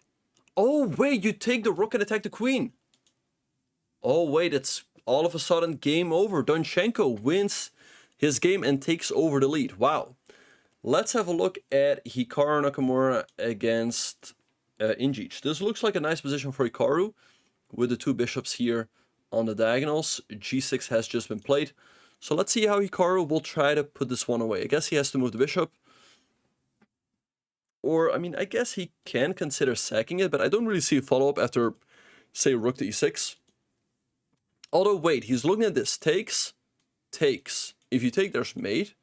If here you check, he goes bishop to g4. Now king h7. Perhaps that was a missed opportunity by Hikaru. He goes h4. He wants to break open with the move h5. f5 played, bishop to e2. All right. But maybe now something like knight to e6. And there we go, followed by d4 to hit that pawn on e3. h5 can be played, but black can now just meet it with g5. Queen e2. Maybe d4, h5. Solid move. Okay, let's see what Hikaru is going to do. He's down to his last 20 seconds. Rook h3. Okay. d4. Okay, so I guess you take. And we go into this opposite color bishop position. Wait, rook bishop takes f4 was possible. Rook d8. Wait, still. Take and take is definitely possible for black. Is he going to do it? He goes queen f6, attacking that pawn on d4. Okay, queen b2. Maybe you take anyway. You take on b7, but king to h6. And I don't know who's king f2. Okay, Hikaru's king is quite exposed now. Rook to b4. Maybe rook e8 and go all in on the attack. This looks very scary for Hikaru with only 11 seconds on the clock. Rook d7 guarding the pawn. d5 Hikaru wants to get the queens off the board. Very understandable. But now he's down a pawn. The c5 pawn is weak. He's going to lose another one. Oh! Hikaru expected Injic to play bishop to d4 check. But Injic played rook takes c5 first, because if you take, there's still bishop d4. And so Hikaru had pre-moved king e1, but that hangs a full rook. And so Injic wins this game, a big, big win for him, and moves to 6 out of 7. All right, so let's see what else we have. We have Jose against Arash. Very tricky game here. Both players low on time, but it looks like it should be headed for a draw. Rook h1, but let's see if Jose can somehow work his magic here. Rook to b2. I guess he wants to go bishop b3, knight h4. Okay, bishop d5. Okay, now you can trade. Okay, knight b4. I guess with Jose's knight off the... Wait, Jose actually has to be careful here. How does he hold the draw? Rook c1, c5 maybe? Defend that pawn. Okay, if you take, now you can take. King f5, bishop g7. Are they just going to repeat here? Knight d5, black going for the win. Take. Okay, king e4. Jose now going for the win. This king could get checkmated. Wait, take. Take. How's he? Rook g2. Okay. Take. Okay, black blundered. Rook e2. King f5. King f5. King f5. King f5. If you take, it's checkmate. If you take, it's checkmate. King f4. Bishop f4. Check. King h2. Okay. Rook g6 maybe. Should be winning for white or a draw. I don't know. Very tricky. Take. King g2. Jose going after the pawns. d3. Take d2. King g2 maybe. We're going to get rook and bishop against the rook. Objectively a draw, but this one is very difficult to hold with only a couple seconds on the clock. Check. Okay, take the pawn. Or I guess he wants to keep this pawn on the board because black has some stillmating defensive mechanisms. Jose does eventually decide to take the pawn. Check. King e2. So let's see how he will try to win this game. Okay, king over or bishop there. King here. Already this is starting to look tricky. King e4. Check. King e4. What you want to do is you want to go rook d8, but king d3. King d3, white should be winning here. Rook b2 and like rook b7, I think is the way to go. Okay, move the rook. Black is in zugzwang here. You go here and rook b8. And you can take. That's not a stalemate. Alright, so big win for Jose Martinez Alcantara, who moves to 5.5 out of 7 as well. Alright, one more game going on. We have rook and knight versus rook.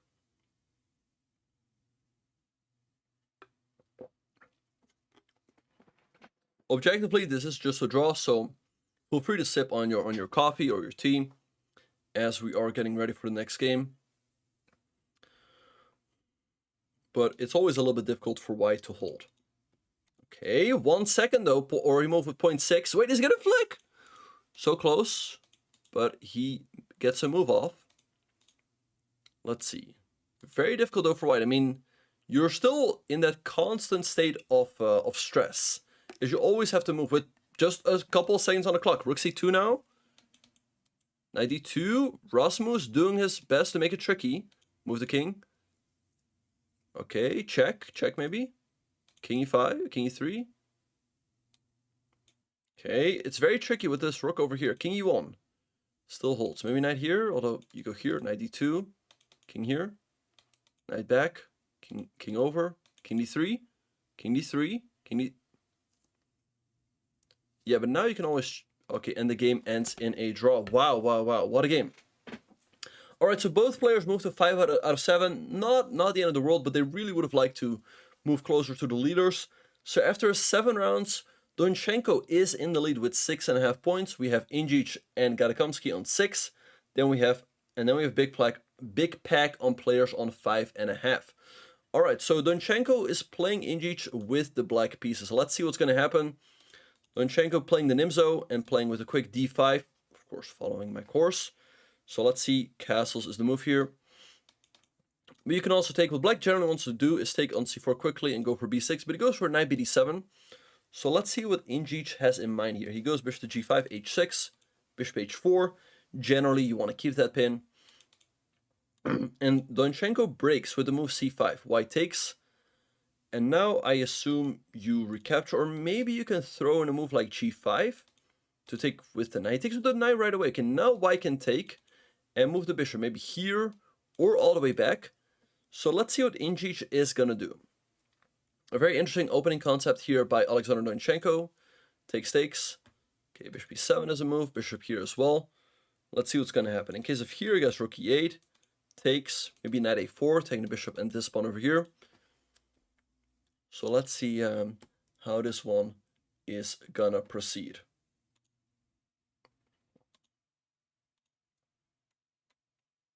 All right. Okay, so bishop e7, rook e8. Okay, it takes the pawn. Okay, knight a4, taking the bishop and this pawn on b2, bishop b4. Takes, okay, I guess e3. And white should be a little bit better because the bishop and this knight on b2 is definitely off. I mean, knight a4, bishop b5. White certainly having some pressure. Maybe you have to go for a5, kick this bishop back first. But it's going to go here. White's still going to go to b5, and it looks pretty pleasant for white. So let's see if Donchenko can hold on here.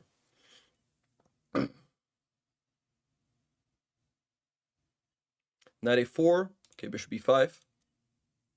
I assume rook c1 also fine move. Maybe you can still go for a5, or just move the knight back. You can also move this other knight in, because bishop b5 can be met with bishop to d7. Knight e5, clever move. Now bishop b5 certainly is a threat. So the question is, how is Donchenko going to deal with that one?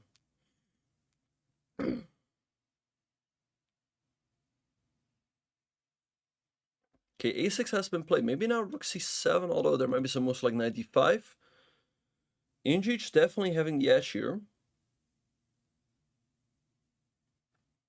So let's see how he will try to put this one away. Okay, rook c7 has been played, attacking this pawn on f7. I don't see a good way to defend it. This does not look easy for Donchenko at all. He has to try to develop quickly here. So maybe something like knight b6 and try to trade with that knight. I don't know. Let's see what's going to happen.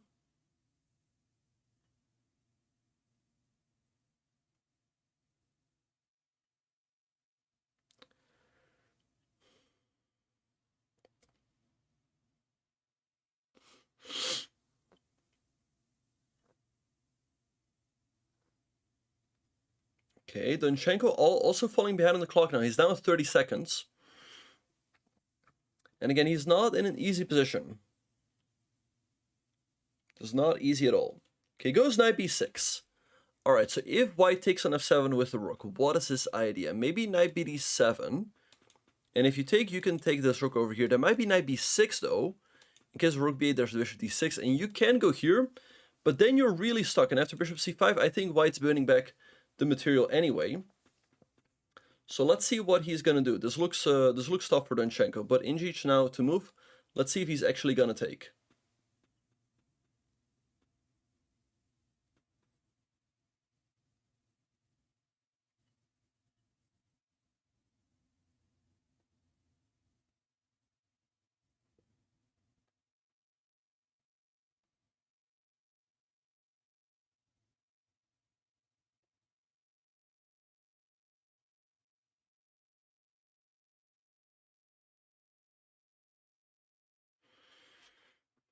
Okay, Indric's taking his time as well. Okay, he takes an f7. Okay, let's see what Donchenko is going to do. Maybe move a knight at d7.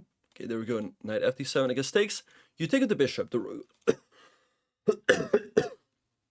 rook is under attack. You can move it here, but black can try to infiltrate quickly through the c file with rook to c8. So let's see. I mean, you can also move your rook right now to, let's say, f4 or to f3. Sorry, to f3. So that black cannot develop as quickly. So let's see what is going to happen. Okay, trades and bishop d7. Okay, maybe rook ac8.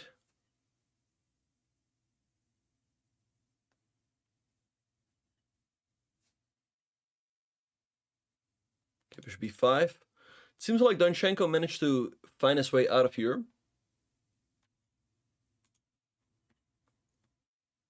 If you run out of time, you lose the game. Yep. Okay, so rook c8, good move by Donchenko. And white's king is stuck in the center because the bishop controls that f1 square. So, I don't know, this looks tough for Injic. You have to move the king here or here. Goes king d1, maybe rook c6 followed by rook d8. Looks pretty tough to deal with. Or a check. Not easy at all. He checks him. Okay, king e2 has been played. Check. Are they just going to repeat here? Perhaps so. A draw is not a bad result for Donchenko because he's in the lead and he only has to make it into the top 4. So check. I think they're just going to repeat. That's what my... Yeah. King d1 now is a repetition. And there we go. Not a bad result for both players. They stay in that top 4. And it's really the most important thing. Okay, so let's see what else is happening. Okay, we have Yu Yang-yi against Gadakamsky. Let's have a look. I don't see... Let's see. Did Hikaru lose? I guess... I don't know. Wait, he's on 5 points out of 7. Perhaps he did. I don't know. Okay, so let's have a look at this game. Okay, so knight h3, king g2, king g7. Yu Yang-yi up upon here. But black is pretty active. It's knight on h3. However, it's a double-edged sword. It's always going to be annoying for white to deal with. But it's also kind of stuck here. So let's see how Gada will try to make this work. King g6, rook b5. Okay. Maybe now... You want to somehow include this rook into the game. So queen d1, tricky move. If you can bring the rook in as well, he's definitely in the game. Queen e5 runs the queen f3. 11 seconds. This looks tough for white to move. Like, I mean, queen e3. Maybe Yu Yang-yi has to find a way to bail out with rook g5 and not lose. Because otherwise, if rook d2 comes, you can easily lose this game. Okay, rook g5, you can take and make the draw. Although, you know, you pick up this pawn. I guess you give another check. Knight e3 for the moment is not possible. Check. Players going back and forth. I don't know if he can find a way to keep this game going. Maybe queen f6, he checks over here. King over. Okay. Or is Gada going to go through? Knight h2, tricky move. Taking the pawn and not allowing this check on f3. Okay, what is Gada going to do here? I like white's chances here. You got to move, you got to move.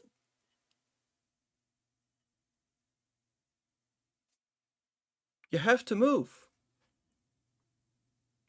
You have to move, otherwise you'll lose on time, and that's what happened here. All right, so big win for Yu Yang-yi, who moves to 6.5 out of 8. All right, and we also have wonderful time here against Mateusz Bartel. So let's see what's going on in this game. Yeah, as you guys can see now, Donchenko in the lead. Then we have Injic, Jose, and Yu Yang-yi all on 6.5 out of 8 points. All right, wonderful time having some chances here, but not easy at all. Black having the rook and bishop versus the two rooks. He moves his king up to e6. Black is really stuck here. I don't know how he's going to make progress. Okay, e6, the pawn pushes up the board now. Rook h5, okay. e4, king f7 or king f5. Okay, goes there. Push. Okay. He's giving up this pawn. Can black take it? Okay, goes king e5. Take the pawn at some point. Push. There we go. Take. King up. King up. You're going to have to give up your rook, but you still have some chances with your passers. Check. Queen. Rook e... Oh, no, but now black queens as well. Wow, this is a draw. And maybe black's even pushing for the win because white's king is so exposed. It feels easier for white to blunder, but let's see what's going to happen. Goes queen g2. Okay, maybe queen e3, threatening rook d2. Okay, 3 seconds apiece. King h3. Check. Or there. Okay. Move the king. Move it. Yep, just move. I don't see a way to get out of these checks. I mean, I think eventually you're going to have to trade the queens. And this is a pretty straightforward draw. King 4 maybe. Okay, king f3. If anything, white's still pushing here. But of course, objectively, this should... No, it's losing! It's losing! Check and king f2. Wow, what a game. What a game. What a game by Ming Lei, who now moves to 5.5 out of 8. He's still quite far behind the leaders, but he still has a shot. All right, so let's have a very quick look at the leaderboard. We see that Alexander Onichenko is in the league with 7 points. Then we have Injic, Jose, and we have Yu Yongyi all on 6.5. And then we have a big pack of players on 6 out of 8. We have Gadakomsky, we have Castor, we have Bluebaum, we have Rav Mamedov, and we have Bogdan Dejac, and a bunch more. But again, you want to make it into the top 8. If you make it into the top 8, you make it to tomorrow's knockout. But if you make it into the top 4, you will start in the winner's bracket, so you will have 2 lives. But if you finish a 5 through 8, you will only have 1 life. All right, but with all of that being said and done, you guys, we are going to be taking a very short break, but do not go anywhere as we are gearing up for the final rounds of the qualifier to the Speed Chess Championship. We will see you guys after the break.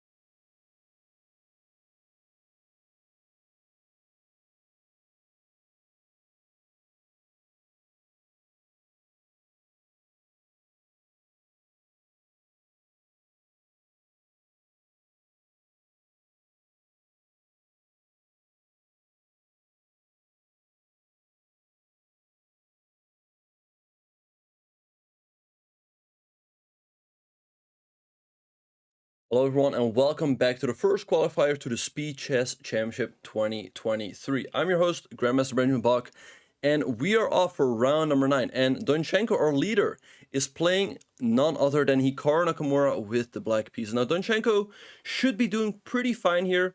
We see that he just traded out the light squared bishops, which means that his bishop on d6 is slightly better than white's bishop on b2. That being said, this pawn on c6 is always going to be a little bit weak. So let's see how Hikaru will try to put pressure on it.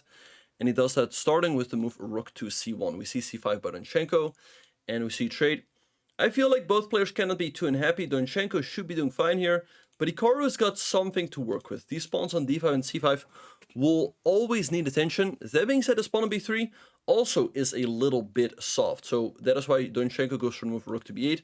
Hikaru guards it furthermore with the move rook to b1. And h6 by Donchenko. Always a useful move, making sure that his king is some loft. And white no longer has some annoying knight g5 jumps. So rook to d1 by Hikaru, queen e7 and knight to h4. Hikaru wants to go for a knight to f5. But maybe now Donchenko will just move his queen up and meet knight f5 with bishop to e5. And he should be doing pretty fine. But you can also go for bishop to f8, keeping the bishops on the board. Alright, so queen to c2. Let's see how Donchenko will go from here. You could go g6, kicking the knight away. But you can also improve your position with, I don't know, maybe most like knight b5 to d6. Let's see what he's going to do. The position should be roughly equal, but look at the clock. Hikaru already up 40 seconds. There is that 1 second increment, but he can really cook magic out of nowhere. So you have to be really careful and try to keep up the pace with Hikaru. So knight g3 has been played. Perhaps Hikaru wants to go for a move like queen to f5, offering the trade of queens. Or maybe like knight e2 to f4. Knight b5 by Donchenko. So let's see what Hikaru is going to do here. Again, I feel like black's doing fine, but white always has a little bit of pressure on these pawns. And again, he's got the edge on the clock. So a4 has been played. Maybe knight d6. He takes on f6. Okay, you recapture. Knight f3, targeting the pawn.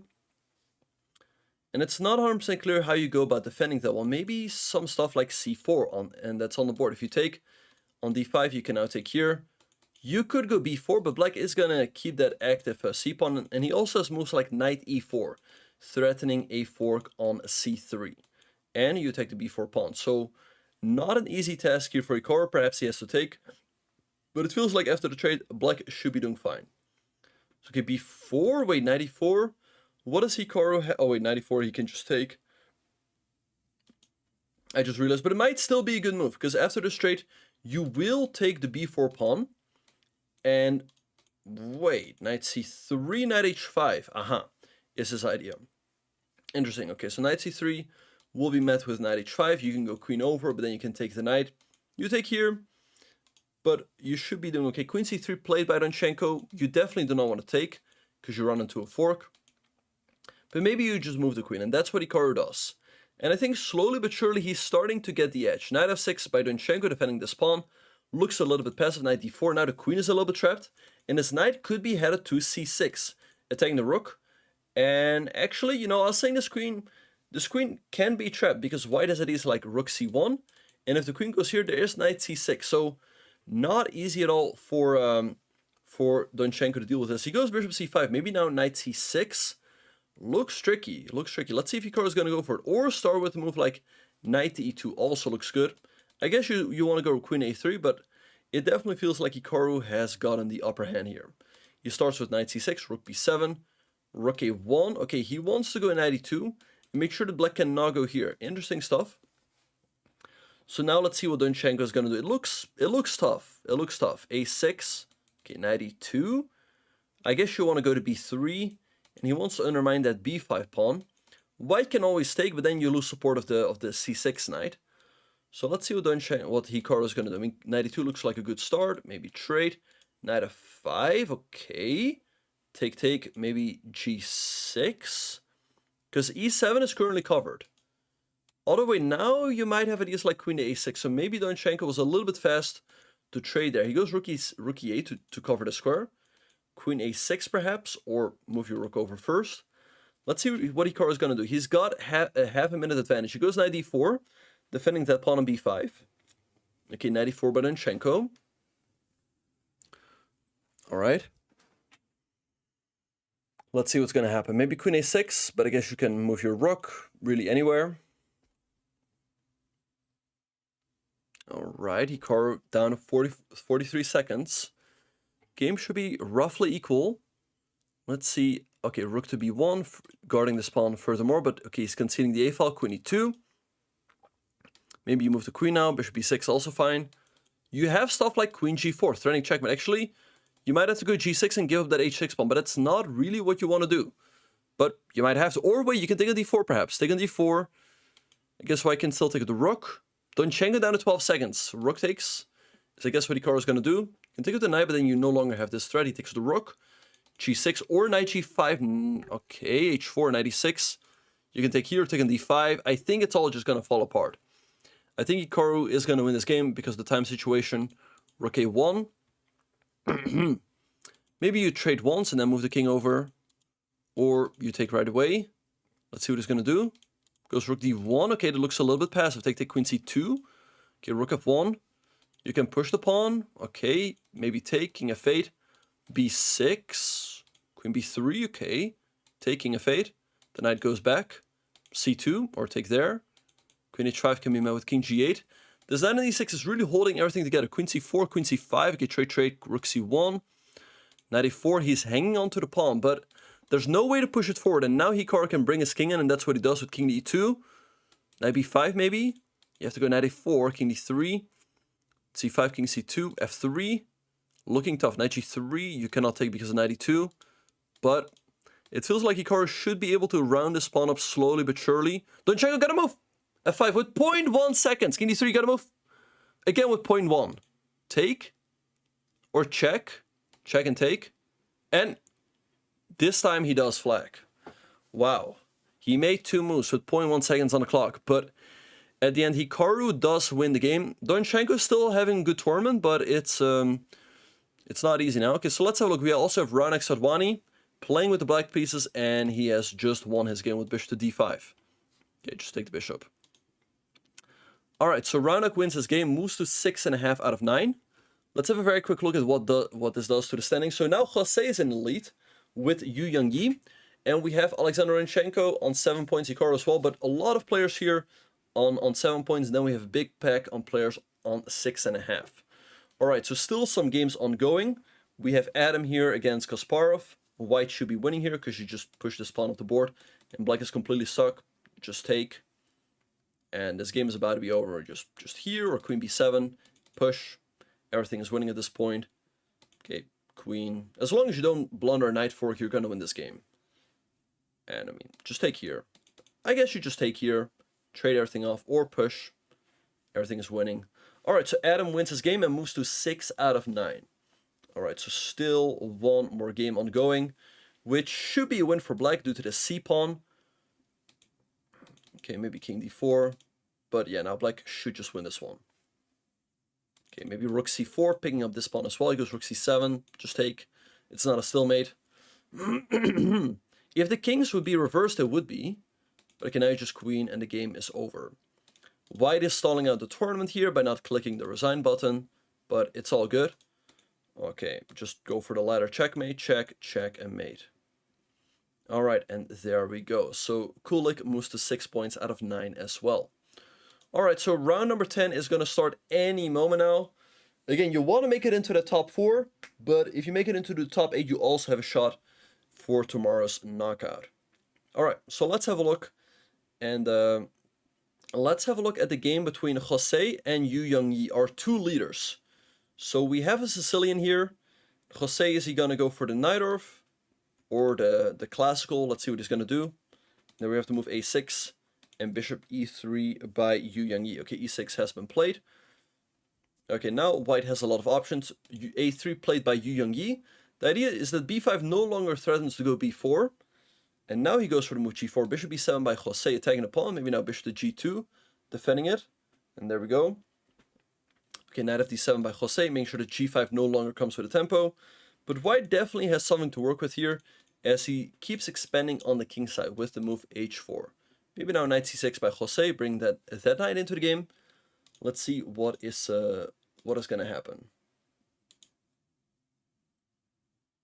All right, we have knight e5. Okay, in case of f4, you can go to c4, but white can always just drop the bishop back to c1. So Jose goes queen c7 first, queen e2 by Yu Yongyi, and in case of knight c4, sometimes you can just go queenside castles. You do not really mind this trade. Jose could take here though. He could take on a3. If you take, you hang the knight on c3, but he continues his development by going knight to d7 first. So let's see, maybe f4 or h5 by Yu Yongyi. He wants to break with that g6 move. So let's see, I mean, is Jose gonna take here? I don't know, g6 by white, perhaps you just completely ignore it. If you take, I think white should have the edge though, with g6 coming very, very quickly. Knight de5, now in case of f4, I guess he wants to take and go knight c4 right after. That looks pretty reasonable for black. If you go g6 here, now black can take, and take, f4 has been played, you take knight c4, queen e3, or queen g3, and Yu Yongyi really going all in on that g6 push on this side of the board. So let's see what Jose is going to do. Maybe he has to go for like queenside castles. The king is doing pretty fine over there. You can go king b8, rook c8. So let's see what is going to happen. Okay, queenside castles has just been played. You can still go for the move g6, but it no longer comes with the same effect. But you can also go for a move like pawn to f5 to break open this way. So let's see what Yu Yongyi is going to do. Time is approximately even. Both players just above 2 minutes. Okay, f5 has been played, attacking the pawn on e6. I guess you have to go e5, because you have to deal with this attack one way or another. e5, knight b3.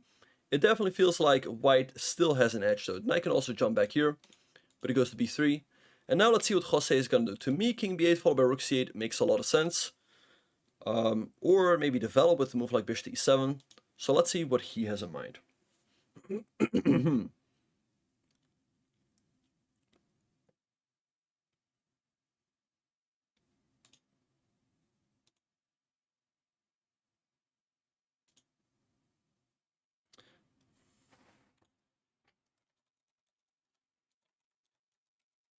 All right, and we have a bunch of trades. Jose went for the move d5. White took it, bishop to d6, but after bishop b4, black has got some play, but it doesn't feel like this should be quite enough. f6 by Yu Yongyi, take. And again, it's not 100% clear to me exactly where black's compensation is. All right, but let's see what he's gonna do. I mean, now if you move in the rook, you hang this pawn. You don't really want to do that. And white can try to go here and go after your h-pawn. And this pawn can push down the board pretty quickly. So Jose has got his work cut out for him. He's got to try to create counterplay somehow. Maybe a5, a4 is the way to do it. But he's dropping down to a minute now. And Yu Yongyi is still having 2 minutes on his clock, having a nice time advantage here. So let's see what Jose is going to do. He goes rook to c8. Now perhaps you can take, but that might allow stuff like e4, attacking the queen, and interposing with the bishop on the long diagonal. So I guess you might just start with a move like king to b1. Or h6 and grab this pawn later. So your h-pawn is already a little further advanced. And that's what Yu Yongyi does. He goes h6, a5 by Jose trying to fight back. But again, this bishop on e4 really holds everything together. It defends this pawn over here. Rook h2 looks like a fine move, but you do step on this diagonal. a4 played by Jose, knight d2. All right, let's see. Jose always manages to cook up some tricks out of any position. So let's see how he will do it. Maybe b4. He goes knight b6. That looks like a step in the wrong direction. Maybe now something like queen e3, although I guess he wants b4. But let's see. Yu Yongyi is still around 130. Jose around 50 seconds. King b1. Okay. Now, if Yu Yongyi has a chance, I think he would love to play the move c3 to completely solidify the queen side. So Jose goes b4 while he still can. But okay, what if you take and just take here? Although that does hang this pawn over here, I think Jose has to recapture. But now again, can you take? I guess black can take, queen d3, nice solidifying move, bring the queen over, defending this furthermore. It looks like Jose is in trouble. He goes bishop to d6. Again, you cannot take because of e4, but maybe you go for like rook g2 to g7. Looks pretty strong. In case of bishop f8, maybe you just do it anyway. In case black takes, you take. And these pawns should decide the game. So Jose in real trouble here. He goes a3, trying to create some play on the queen side, but how is Yu Yongyi going to deal with this? I mean, to be fair, this is always a little bit annoying. Do you want to let black take? You don't really want to take yourself. You don't really want to go b3. So I like this move by Jose. Okay, Yu Yongyi does decide to take the pawn. I guess now pawn takes b2 is going to happen. But the question is, how do you follow up? Okay, rook g8 by Yu Yongyi, trying to trade off the rooks. And again, like queen a7 always runs into something like, I guess you can take, or like an b3. But again, it's not over yet. Jose down to 16 seconds though. So let's see what he's going to do. He's got to move here. He's got to move. Okay, I guess you trade. Queen c5. Okay, trade. King takes. Okay, check. I guess he's looking at some check over here, but... Okay, check. King b8. Push, but now you always queen with a check. I don't like king b8 at all. Check. Queen f1. And like bishop h3. Knight a4. Check. You queen with check. Or queen b3. Also looks pretty good. And you force the knight to go back. Either way, Yu Yongyi should be completely winning here. Okay, take the knight. I mean, check, king takes b2. There's no more checks. The game is over. Jose is going to lose. Take the bishop. And again, knight b3. And you run out of checks. All right, so nice win here by Yu Yongyi with the white pieces. He moves to 8.5 out of 10. And tough loss for Jose Martinez. He's on 7.5, but of course he still has a good chance. All right, so let's see what else we have. We have this game between Bogdan Dejic and Bluebaum. Bluebaum having trouble finding the resign button, but there we go, checkmate by Dejic.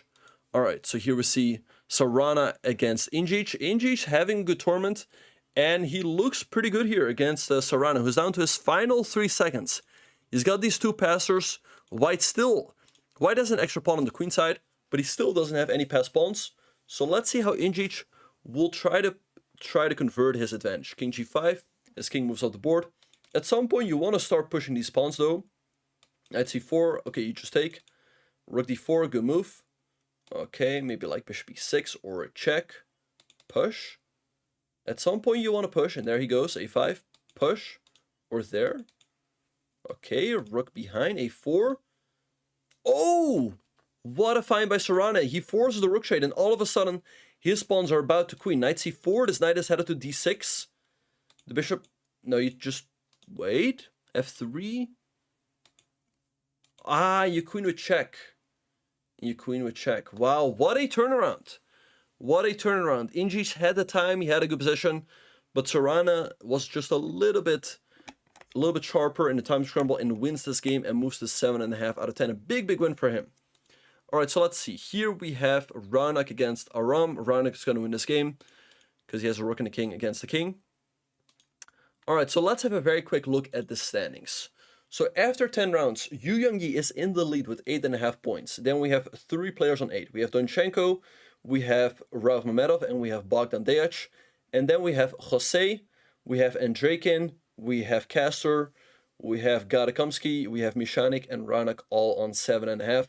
And then a pack on players on 7, including Hikaru, who, did he lose again? Wow, that's quite shocking. I mean, I guess you might have to make it into the top 8. Although, you know, Hikaru can still move up there, and number 9 might still make it. But, yeah, you might have to come top 8. All right, so let's see. We have one more game ongoing between... Oh, well, we don't. So, round number 11 is going to start any second now. So I guess we'll have Yu Yongyi against... I don't know, Dejic, or I guess Rauf Mamedov. One of those two players. Okay, we have Yu Yongyi against Bogdan Dejic. Okay, so let's see.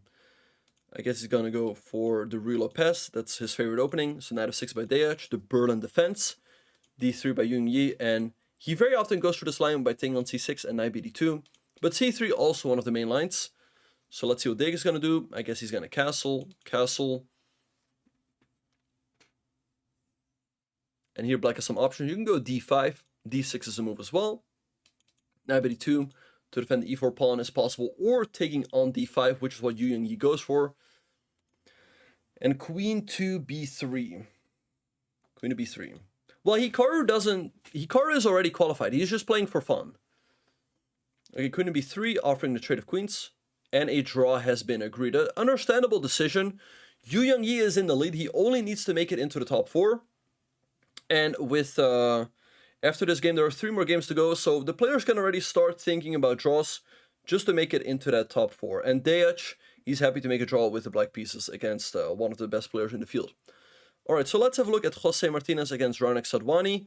Jose having some attacking chances here with the queen. The bishop pair, I kind of like his opening choice here for a blitz game. I feel like it's definitely easier to play, because at some point you want to go like f5, f6, queen e7, played by Raunak. I think it makes sense to delay taking here, as well I could take, and then go for a very quick sack. So let's see what Jose has in mind here. Maybe queen f5, threatening checkmate, although you just go g6. Okay, bishop a3, nice move. Going for the pin, maybe rook ae1. Again, you can take, but it doesn't necessarily work out in your favor. And black is a little bit stuck here. It's not clear to me how you're going to develop. I mean, maybe b6, bishop b7, but it also doesn't look super convincing. He takes. Okay, because now Jose is going to recapture. And he certainly has some chances here with the open f-file. There's other rook on the e-file. This bishop can drop back and perhaps sacrifice itself on h6. So Jose really having a nice position here for blitz. Queen e6, maybe you just drop back or go for something like bishop f5 followed by e6. Let's see what he is going to do.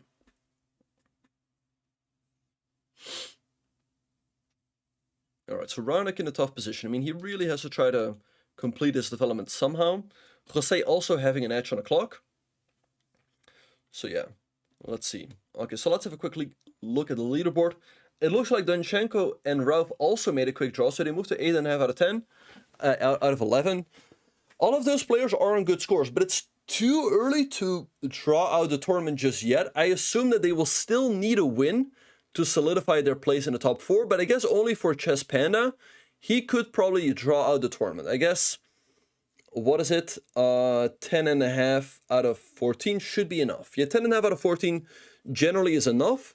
If you score 10, it depends on your tiebreak. Although I guess you only need top 8, but ideally you want to make it into that top 4. Okay, so rook e3, nice move by Jose. He wants to go rook g3.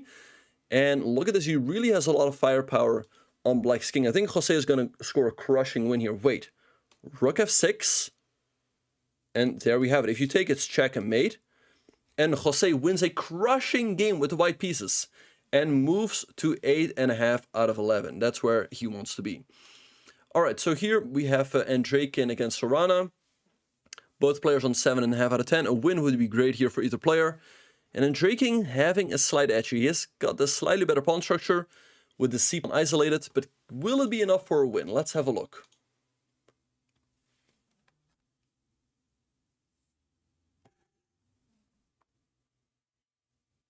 All right. Okay, so okay, so h4. Okay, take. This looks like a draw. I mean, black has this isolated c pawn, but white also has an isolated b pawn. But I would think, if anything, white still has a very slight edge. So let's see what is gonna happen. f4, king e7 perhaps. Guess you move the king up.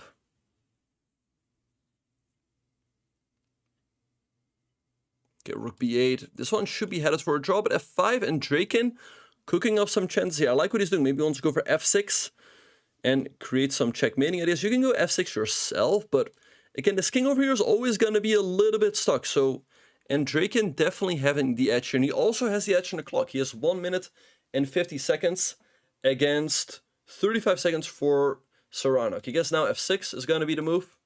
Take. This h6 pawn is a little bit weak, but after king g7, you're still holding on with black. Rook f5. This pawn is also a little bit weak. Okay, rook d3, nice move. Going for rook g3 check. Andreikin really putting some pressure here on Sorana. I guess you give a check. And after the king steps back, maybe then rook to f6. Let's see if that's what he's going to go for. But then black can take and go rook to b4. Okay, bishop c6. Okay, I assume he's going to move back. Or maybe here to put some pressure on this pawn. But I think you have to try to keep the bishops on the board for now. Bishop c4, bishop b5, I guess rook f6. Take, rook b4. Let's see how this game is going to continue. But Andreikin definitely having some pressure here.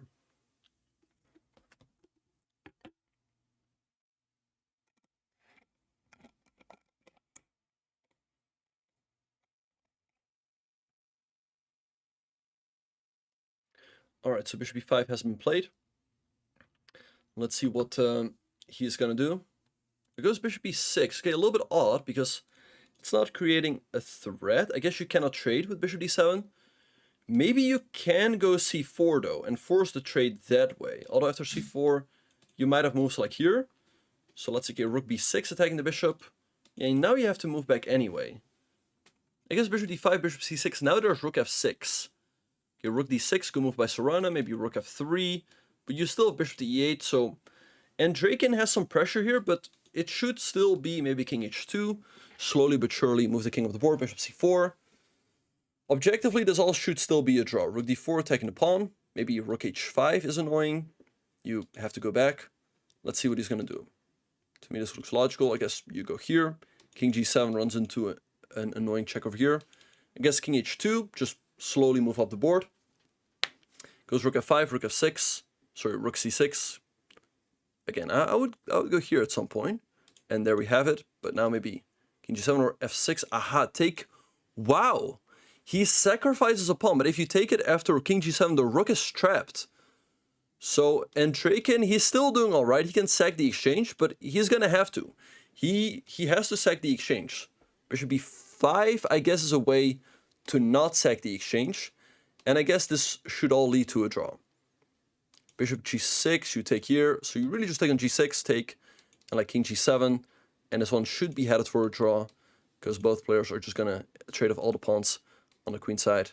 And yeah, this one should be over anytime now. Okay, h5, but you know, only a couple seconds on the clock for Serrana. There's always still a chance to blunder. Can you take... Okay, it's probably all just a draw. f5. Yeah, check. Check him back. Yeah, this one is going to end in a draw. All right, and there we have it. Okay, so both players moved to 8 points out of 11 games. Okay, so let's have a look at Denis Lazovic. Denis Lazovic playing with the white pieces. It looks like this game is going to be a draw. He would really want to win here, but it looks unlikely. That being said, it's not over. Wait, king b6. King b6, you got to move. King d6 maybe. Check. Yeah, check. Can black play for the win here? Wait. I guess not. I guess, okay, check. Although, if anything, maybe black has some very small chances here, but it should all just be a draw. c7.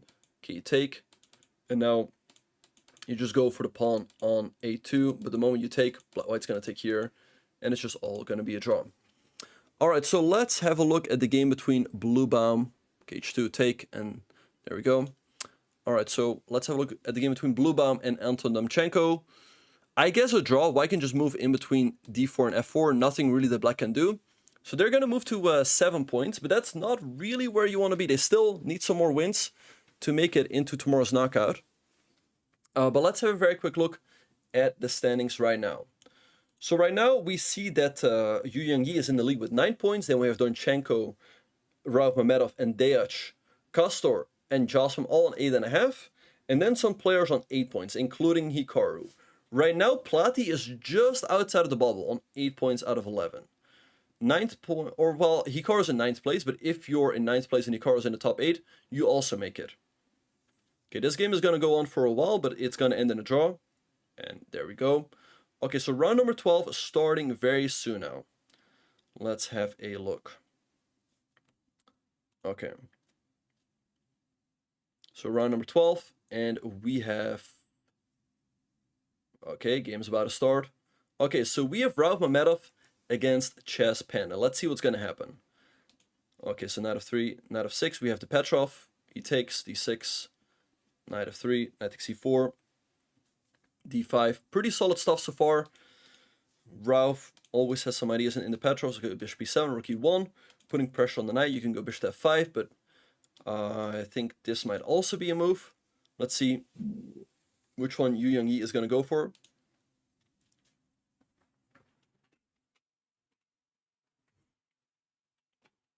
Okay, bishop f5 has been played. Now you can go for knight bd2, offering the trade of knights, but black can go back with knight d6. Very solid. He takes. Okay, we see a trade. Bishop to d6, maybe c3 here, and the game ends in a draw. Again, both players not too unhappy with the draw. They realize that, hey, if I just make a couple of draws, I might make it into I will probably make it into the top 8, maybe into the top 4. But you have to be a little bit careful. You might play someone who is not happy with a draw and who will try to kick you out of there. Anyway, let's have a look at the game between Jose and Castor. Looks like Castor's doing pretty fine. He's about to grab the bishop pair, as this bishop is a little bit trapped. But perhaps Jose is going to go for some play on the king side with moves like knight h2 and f4, and that's why he moves this rook all the way over here. So a6 has been played by Castor, sorry. Perhaps he wants to go for c5. Let's see what is going to happen here. Knight h2 has just been played. I guess maybe eventually you trade or go for c5. Let's see what he has in mind. But if Jose has the chance, he would love to go f4 and start pushing on the king side. d5, queen c1, making sure that after the trade the queens stay on the board. As again, Jose is playing for some sort of initiative over here, but black should be doing perfectly fine. The one thing that's a little bit annoying for black is that you cannot quite play the move g6, as that hangs the h6 pawn, and there we see f4 by Jose, knight d7 by Castor, but he also has this bishop on f8, which is nicely holding his king side together. So let's see how Jose will try to work his magic here and how he will try to launch a king side attack. Alright, so king h1, bishop e6. Alright, maybe like, I don't know, queen e3 perhaps. Let's see what is going to happen. Not an easy position for Jose. Hikaru, he is currently in 8th place. He's playing in this tournament. Okay, so let's see what is going to happen. Hikaru, by the way, playing Bogdan Dejac with black pieces. Queen e3 by Jose. Now this does allow the move g5 by black, and you have to sacrifice the bishop, but I assume you get some compensation. a4 by black, nice move, trying to activate that rook on the a file. You can go b4, but the knight just jumps back, and you're kind of stuck with this weakness over here. So I like what Castor is doing. I mean, maybe you just have to take, but after rook takes, it feels like black is doing pretty fine. There are 14 rounds in total. And the top 8 makes it into tomorrow's knockout. Now, if you finish 1 through 4th, you make it into the winner's bracket and you will have 2 lives.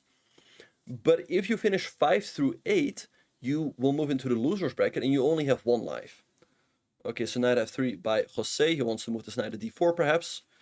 I like black's position, but still all to play for. So let's see what is going to happen.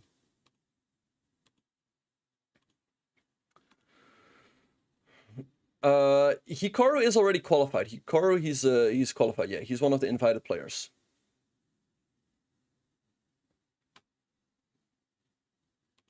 Okay, so b3 by Jose. Now I guess maybe rook a2. There we have it, attacking the c2 pawn. So I guess you have to defend it with a move like maybe rook e2 or knight d4. Let's see which one Jose is going to go for. Both players around 125. So we're, slowly but surely gearing up for a time scramble in which perhaps Jose can trick his way out of this slightly worse position. He goes rook e2. He's defending the pawn, but he can also double up the rooks over here. Let's see what Castor is going to do. Black has a very fine position, but not easy to make progress. Queen d7. Tricky move. You can no longer play knight d4, as that will allow queen takes h3, and a g-pawn is pinned. It's not the end of the game, and I assume that's why Jose goes king to h2. I guess he wants to move that knight. Make sure that black does not have this move. Knight e6, good move by black.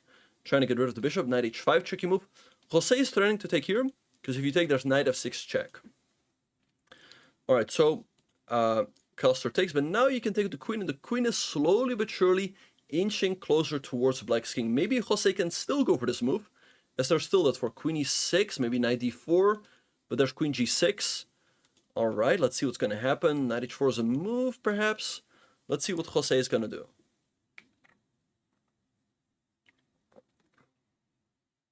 Okay, knight h4 has been played. g5 runs into knight f6.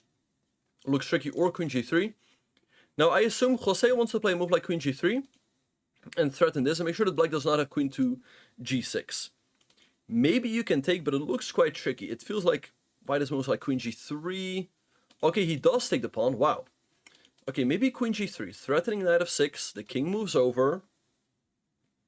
And then, I don't know, knight f5 played by Jose, but I don't see what this does. Maybe black can just take. Take bishop c4. That's also a good move. Skewering the rooks. Rook e3.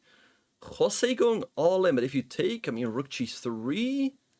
Knight f6 check. Can you take? What happens? If you take, check maybe. Okay, goes king h8. Rook g3. Queen e5. Jose is banking on... Wait, Jose, take, but you take. There's nothing. Oh, the rook is pinned. You cannot take an h6. He takes on h6 with the knight, but you just take over here with the queen. And after takes, this is just a check. And if you do this, king h7, queen takes f6 wins the game. Queen takes f6 wins the game, and he finds it. Knight, king h7. It's game over. Jose is completely lost here, and he's gonna lose this game. Queen h4, threatening checkmate. Okay, bishop d6, nice move. Check, and king f8. It's just over. These are all just checks. There's nothing. Wow, what a game. Castor is winning this one, and he's gonna move to 9.5 out of 12. He's moving to the into the qualification zone. He's up 2 rooks here. This is too much. Rook a1, or take first and rook a1, and there also goes the queen. Tough loss for Jose, who tried offering a draw, but it was declined by Castor. But yeah, Jose is just completely lost here. And yeah, he's going to have to win some games. He's going to move to 8.5 out of 12. Not a bad score, but not good enough for now. Tough loss for our good friend.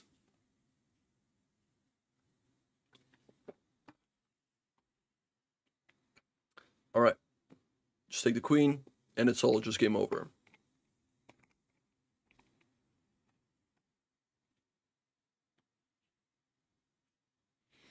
All right, black having all the time in the world here. Checkmate.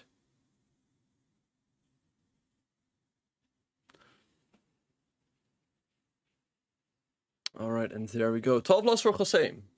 Let's see what other games we have. So we also have the game between Bogdan Dejac and Hikaru. Hikaru is winning here after king b2, followed by a3, a2. Tough loss for Dejac. I mean, Hikaru is not playing for qualification himself, but he's playing the role of spoiler here, as Dejac loses a tough game. All right, so let's see. We also have Chess Lover against Aram Hakobian. Probably I would say probably a draw, but now it is a draw, as black's queen is coming in. Check. Wait, what's happening? I guess you don't really have a fork, as this bishop... Wait. Take. Oh, it's made!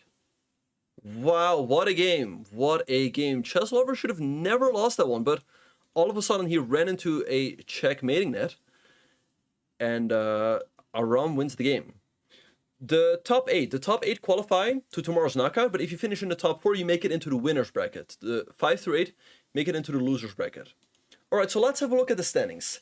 After 12 rounds, Yu Yangyi is in the lead with 9.5 points together with Castor. Then we have Rauf Mamedov, Hikaru, and Alexei Sarana on 9 points. And then we have a pack on players on 8.5, including Donchenko, Jose, Bogdan Dejac, and Draken, Raunak, Aram, Wonderful Time, and FGH SMM. It's quite likely that the top 9 is going to qualify, as now Hikaru is in 4th place. And so if you finish in 5th place, you will make it into the winner's bracket. But let's have a look at the last game of round number 12. This game is probably going to end in a draw. But they could still, keep the game going for quite a while and keep us here. But I guess that gives everyone a longer break.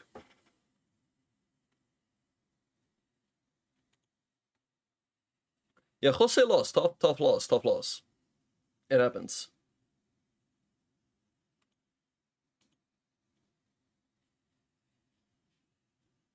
All right. Yeah, nothing really that you can do here. That's a surprising move. Why is he allowing the move d6? I mean, why did he not go d6, d7? Check. Wait, check and push. No. What is this game? Take d7. Yeah. All right, you guys. That wraps up round number 12.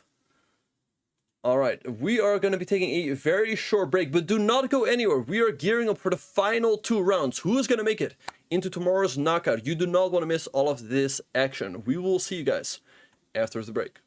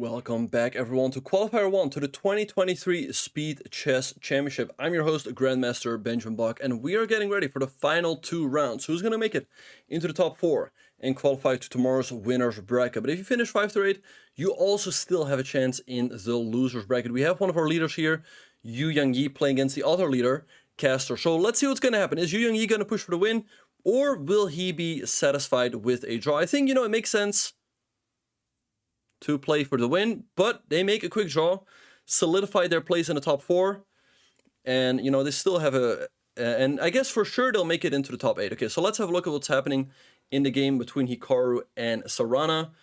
Looks like Sarana's got a pretty decent position out of the opening. Hikaru pushed back a little bit, and also Sarana having the slightly better pawn structure. This pawn on c3 is a little bit weak, so maybe moves like rook to c8.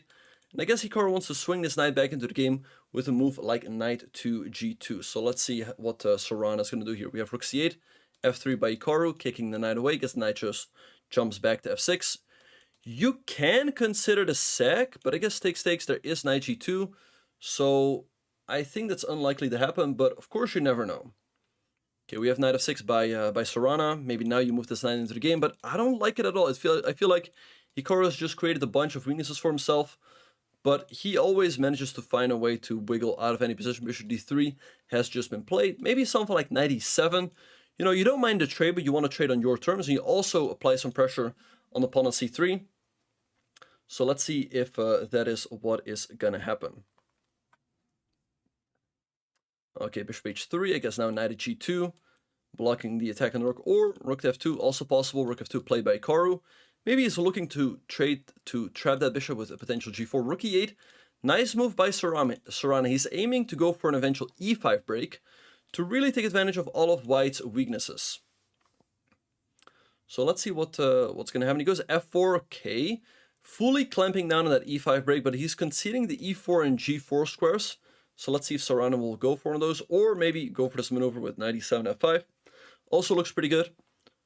Knight g4, attacking the rook, rook e2. You can grab the bishop pair here, but this isn't the greatest bishop on the on the board, so Hikaru shouldn't be too worried about that trade.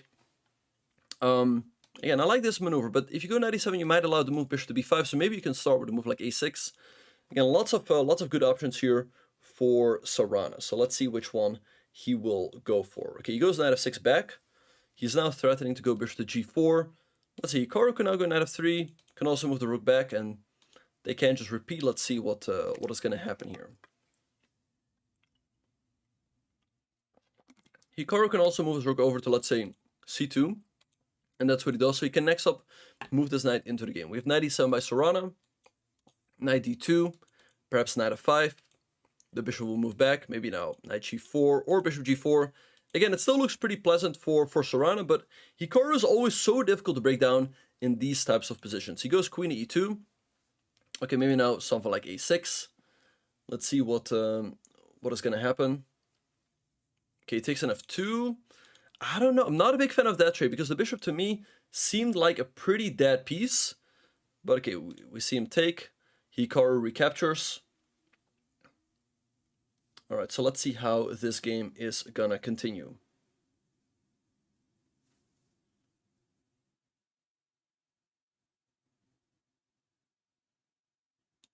Okay, bishop to g4. Hikaru, by the way, he built up a lead on the clock. Bishop to g4.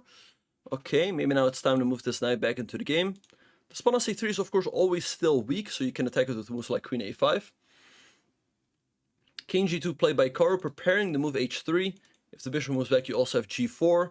So not easy. Maybe you have to move it back preemptively, and so you can just make sure that you make it back to the safe g6 square, or move your knight back, like knight e7 followed by bishop f5. Either way, Sarana is doing completely fine. So let's see what he's gonna do. Okay, he goes knight f3.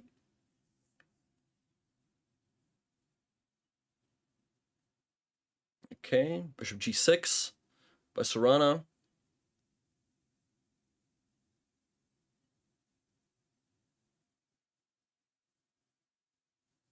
Okay, queen e2 by Hikaru. Again, Sarana doing quite fine here, but he's way behind on the clock. So rook c7, looking tough for him here. Queen f6. Okay, he's preparing that move rook e8. 95 played by Hikaru. Okay, I guess you move the rook over, put some pressure here. Okay, maybe now it's time to move the other knight in. That's what Hikaru does. And already, I don't know, well, maybe, okay, bishop h5 runs into g4. There's no easy way to increase the pressure on this one. 97, the evil, wait, knight g4? Wait, knight g4, where does the queen go? Wait, the queen is trapped, wait, what? Wow. What do you, why, I even wonder, and Serrano resigned, wow, it looked like he was doing very fine during the entire game, but one blunder threw it away. Alright, let's see what else is happening in the tournament. It's a tough loss. Alright, so here we have the game between Raunak and Deac. Let's see what's going on here. Looks like Deac has a pretty nice advantage. He's got the bishop pair, more space, and really not easy to do anything here. Okay, rook to d1, rook d8. Both players shuffling back and forth. Rook d4. But yeah, really not easy to do anything here with white. But also not with black. I mean, e4 gives you an isolated pawn. So again, he's slowly but surely improving his position. But there's really not much you can do. So let's see what's gonna happen. Okay. Knight f1. Bishop f6.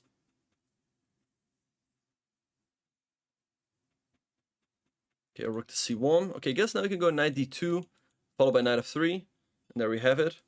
Okay, knight f3 now, I guess. Okay, knight b1, kicking the queen away, queen c5. Okay, they're moving back and forth. I think Deac should try to play for the win. Okay, Raunak declines the repetition. A little bit surprising. Maybe knight f3 here. That does allow e4 from black.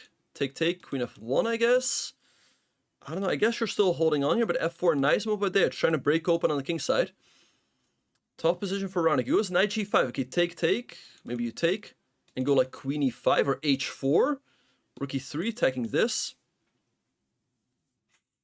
Let's see what Raunak is going to do. It looks tough for him. Maybe like, okay, queen f1, queen e5. Deac in full control here. Okay, we see the turn on rook c3, threatening this. Rook d1, okay, takes. Rook d7, king back. This pawn is probably going to drop. Okay, king g3 maybe. Okay, take. Bishop e4 is what he's banking on. But it shouldn't be enough. Maybe bishop f7 back, yeah. Alright, king e3. Check. Okay. Not clear how black should win. Okay, he's setting this h-pawn in motion. How is Raunak going to stop at f5? You can take. Rook c... Okay, h3. Aha, if you take here, there's still rook d3 though. There's also g6. So g6, Raunak goes for g6, take. On h2, you have to go bishop e4 and rook e4, rook e1. Rook e1, and that wins the game. You take here, and you take here.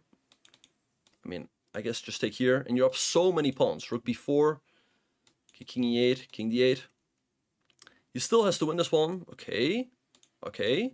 He's cutting off the king. All of this looks fine. King over, king over, king over, or there. King. And now you can even just push or bring the rook back. But now Raunak's king also comes back. Rook d7, maybe to cut. Oh, that's unfortunate. All right, so Deac wins a big game going into the final round. So let's have a very quick look at the standings. Okay, so if we have a look at the standings, we see that Yu Yangyi, Castor, and Hikaru are all in the lead with 10 points out of 13. Again, keep in mind that Hikaru is already qualified to the event. And then we have Rauf Mamedov, we have Aram Hakobian, Bogdan Deac, and FGHSMN on 9.5. But still a lot of players on 9 points out of 13. They definitely have a chance of making it into the losers bracket. Alright, so one more game going on. White trying to grind out rook versus knight. This should be a draw, but of course you can always try. So let's have a look.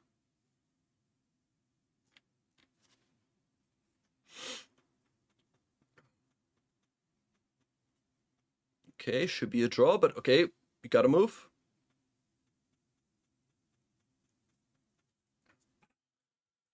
So yeah, this game can go on for a while, so feel free to fill up your coffee cup, maybe grab a snack or something, as we're gearing up for the final round. Okay, this game ends in a draw.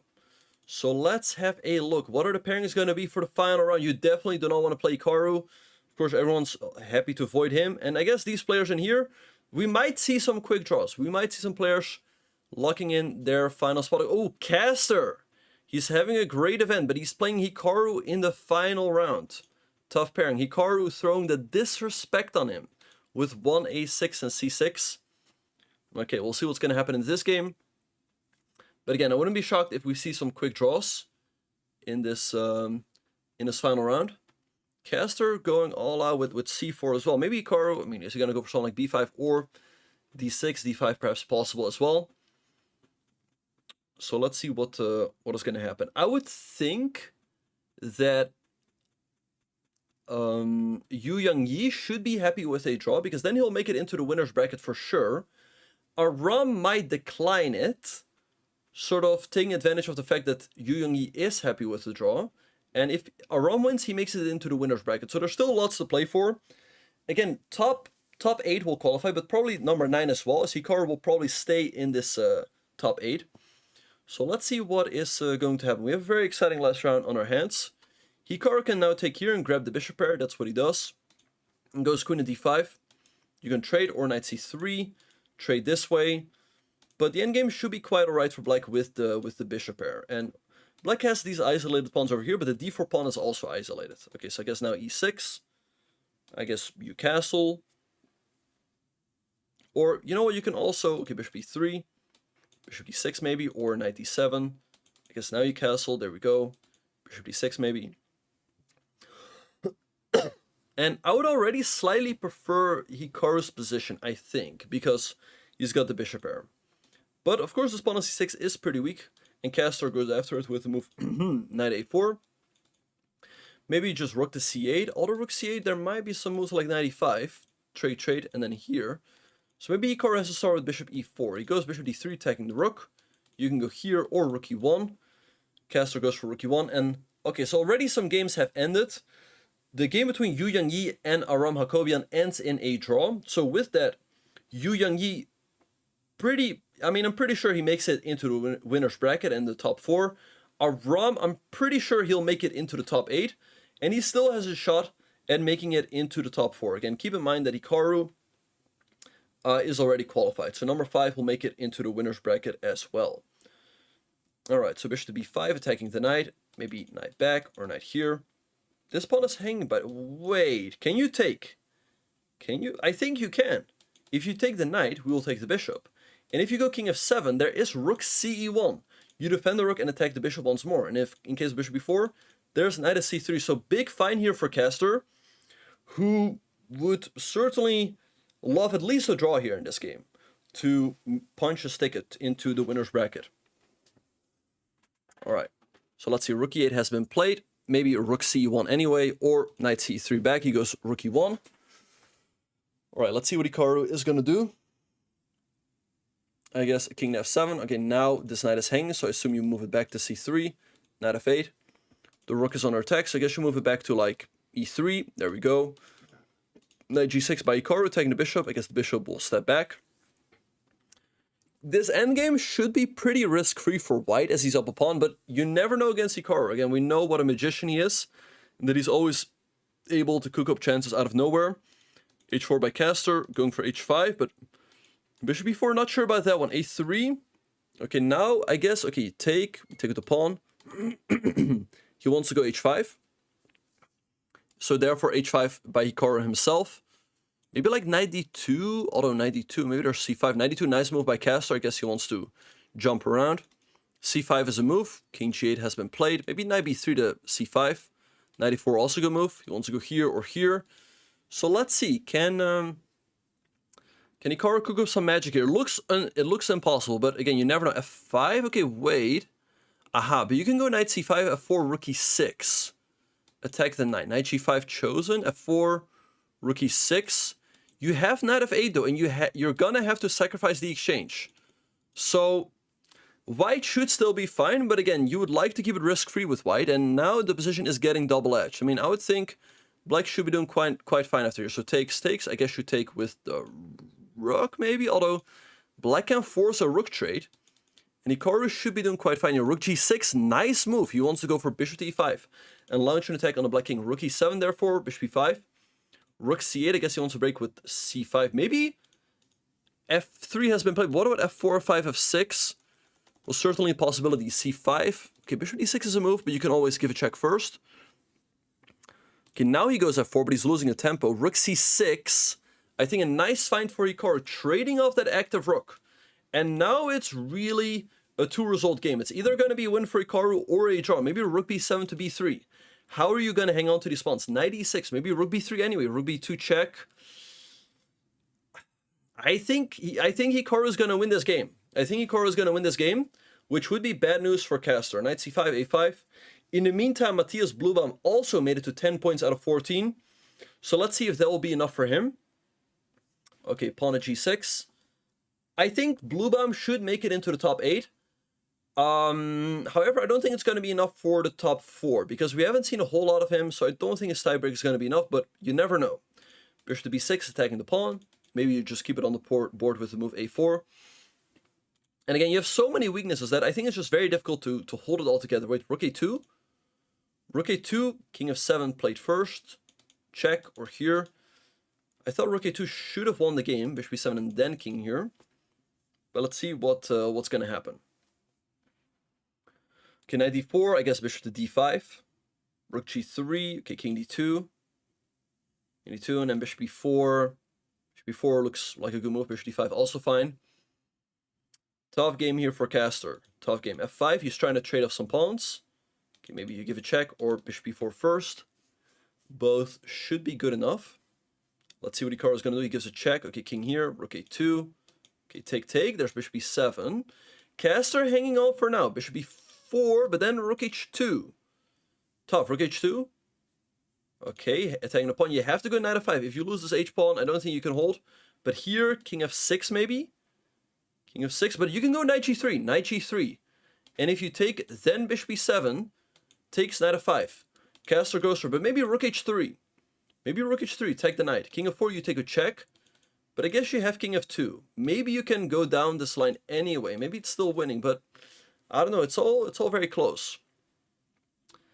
If you do not want to go down the line, there is the move bishop 7. Or, wait, king g6. King g6, then there's bishop b7. Now you cover down to his last bishop b7. Bishop b7, you have to go for it. Take knight f5. King up, take. King g5. Okay, knight f3 looks lost. Wait, I think this might just be completely lost for white. Knight f3 takes, king f5.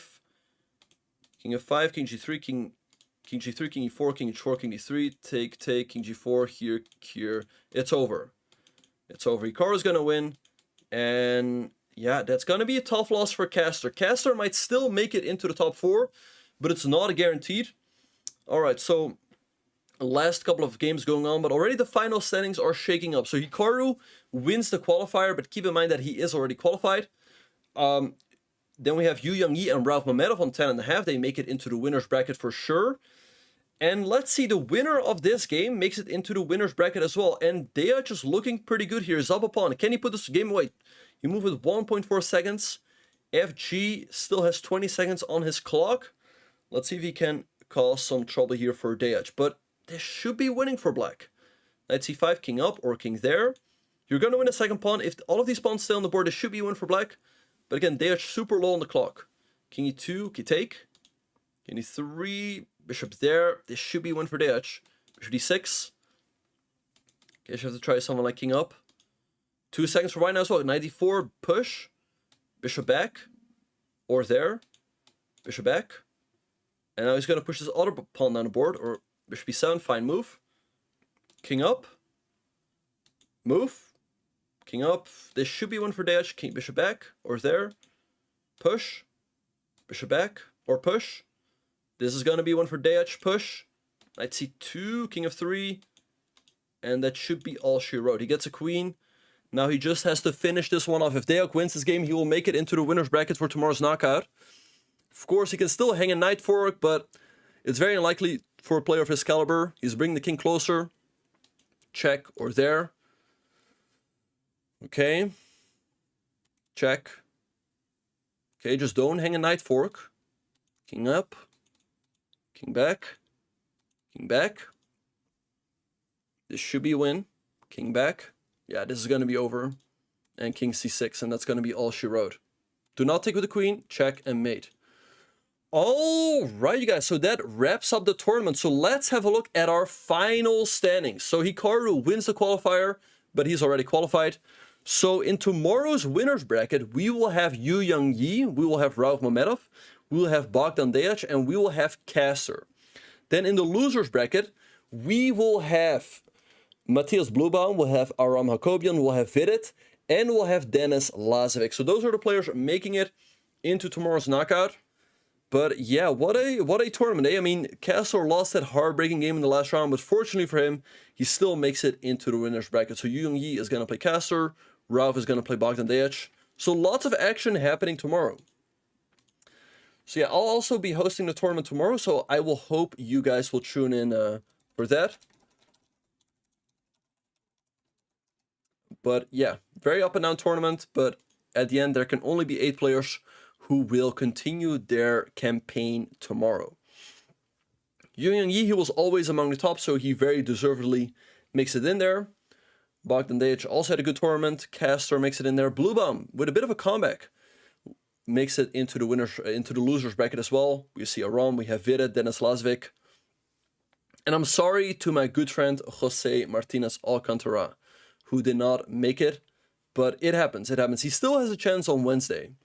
Because some players, they come very close, but they miss out by just a, they just miss out. So it happens, it happens. All right, so I think with all of that being said and done,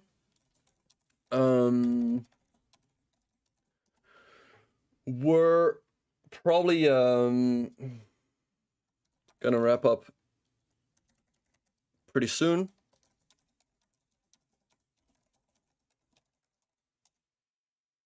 All right, yeah, we're gonna wrap up pretty soon.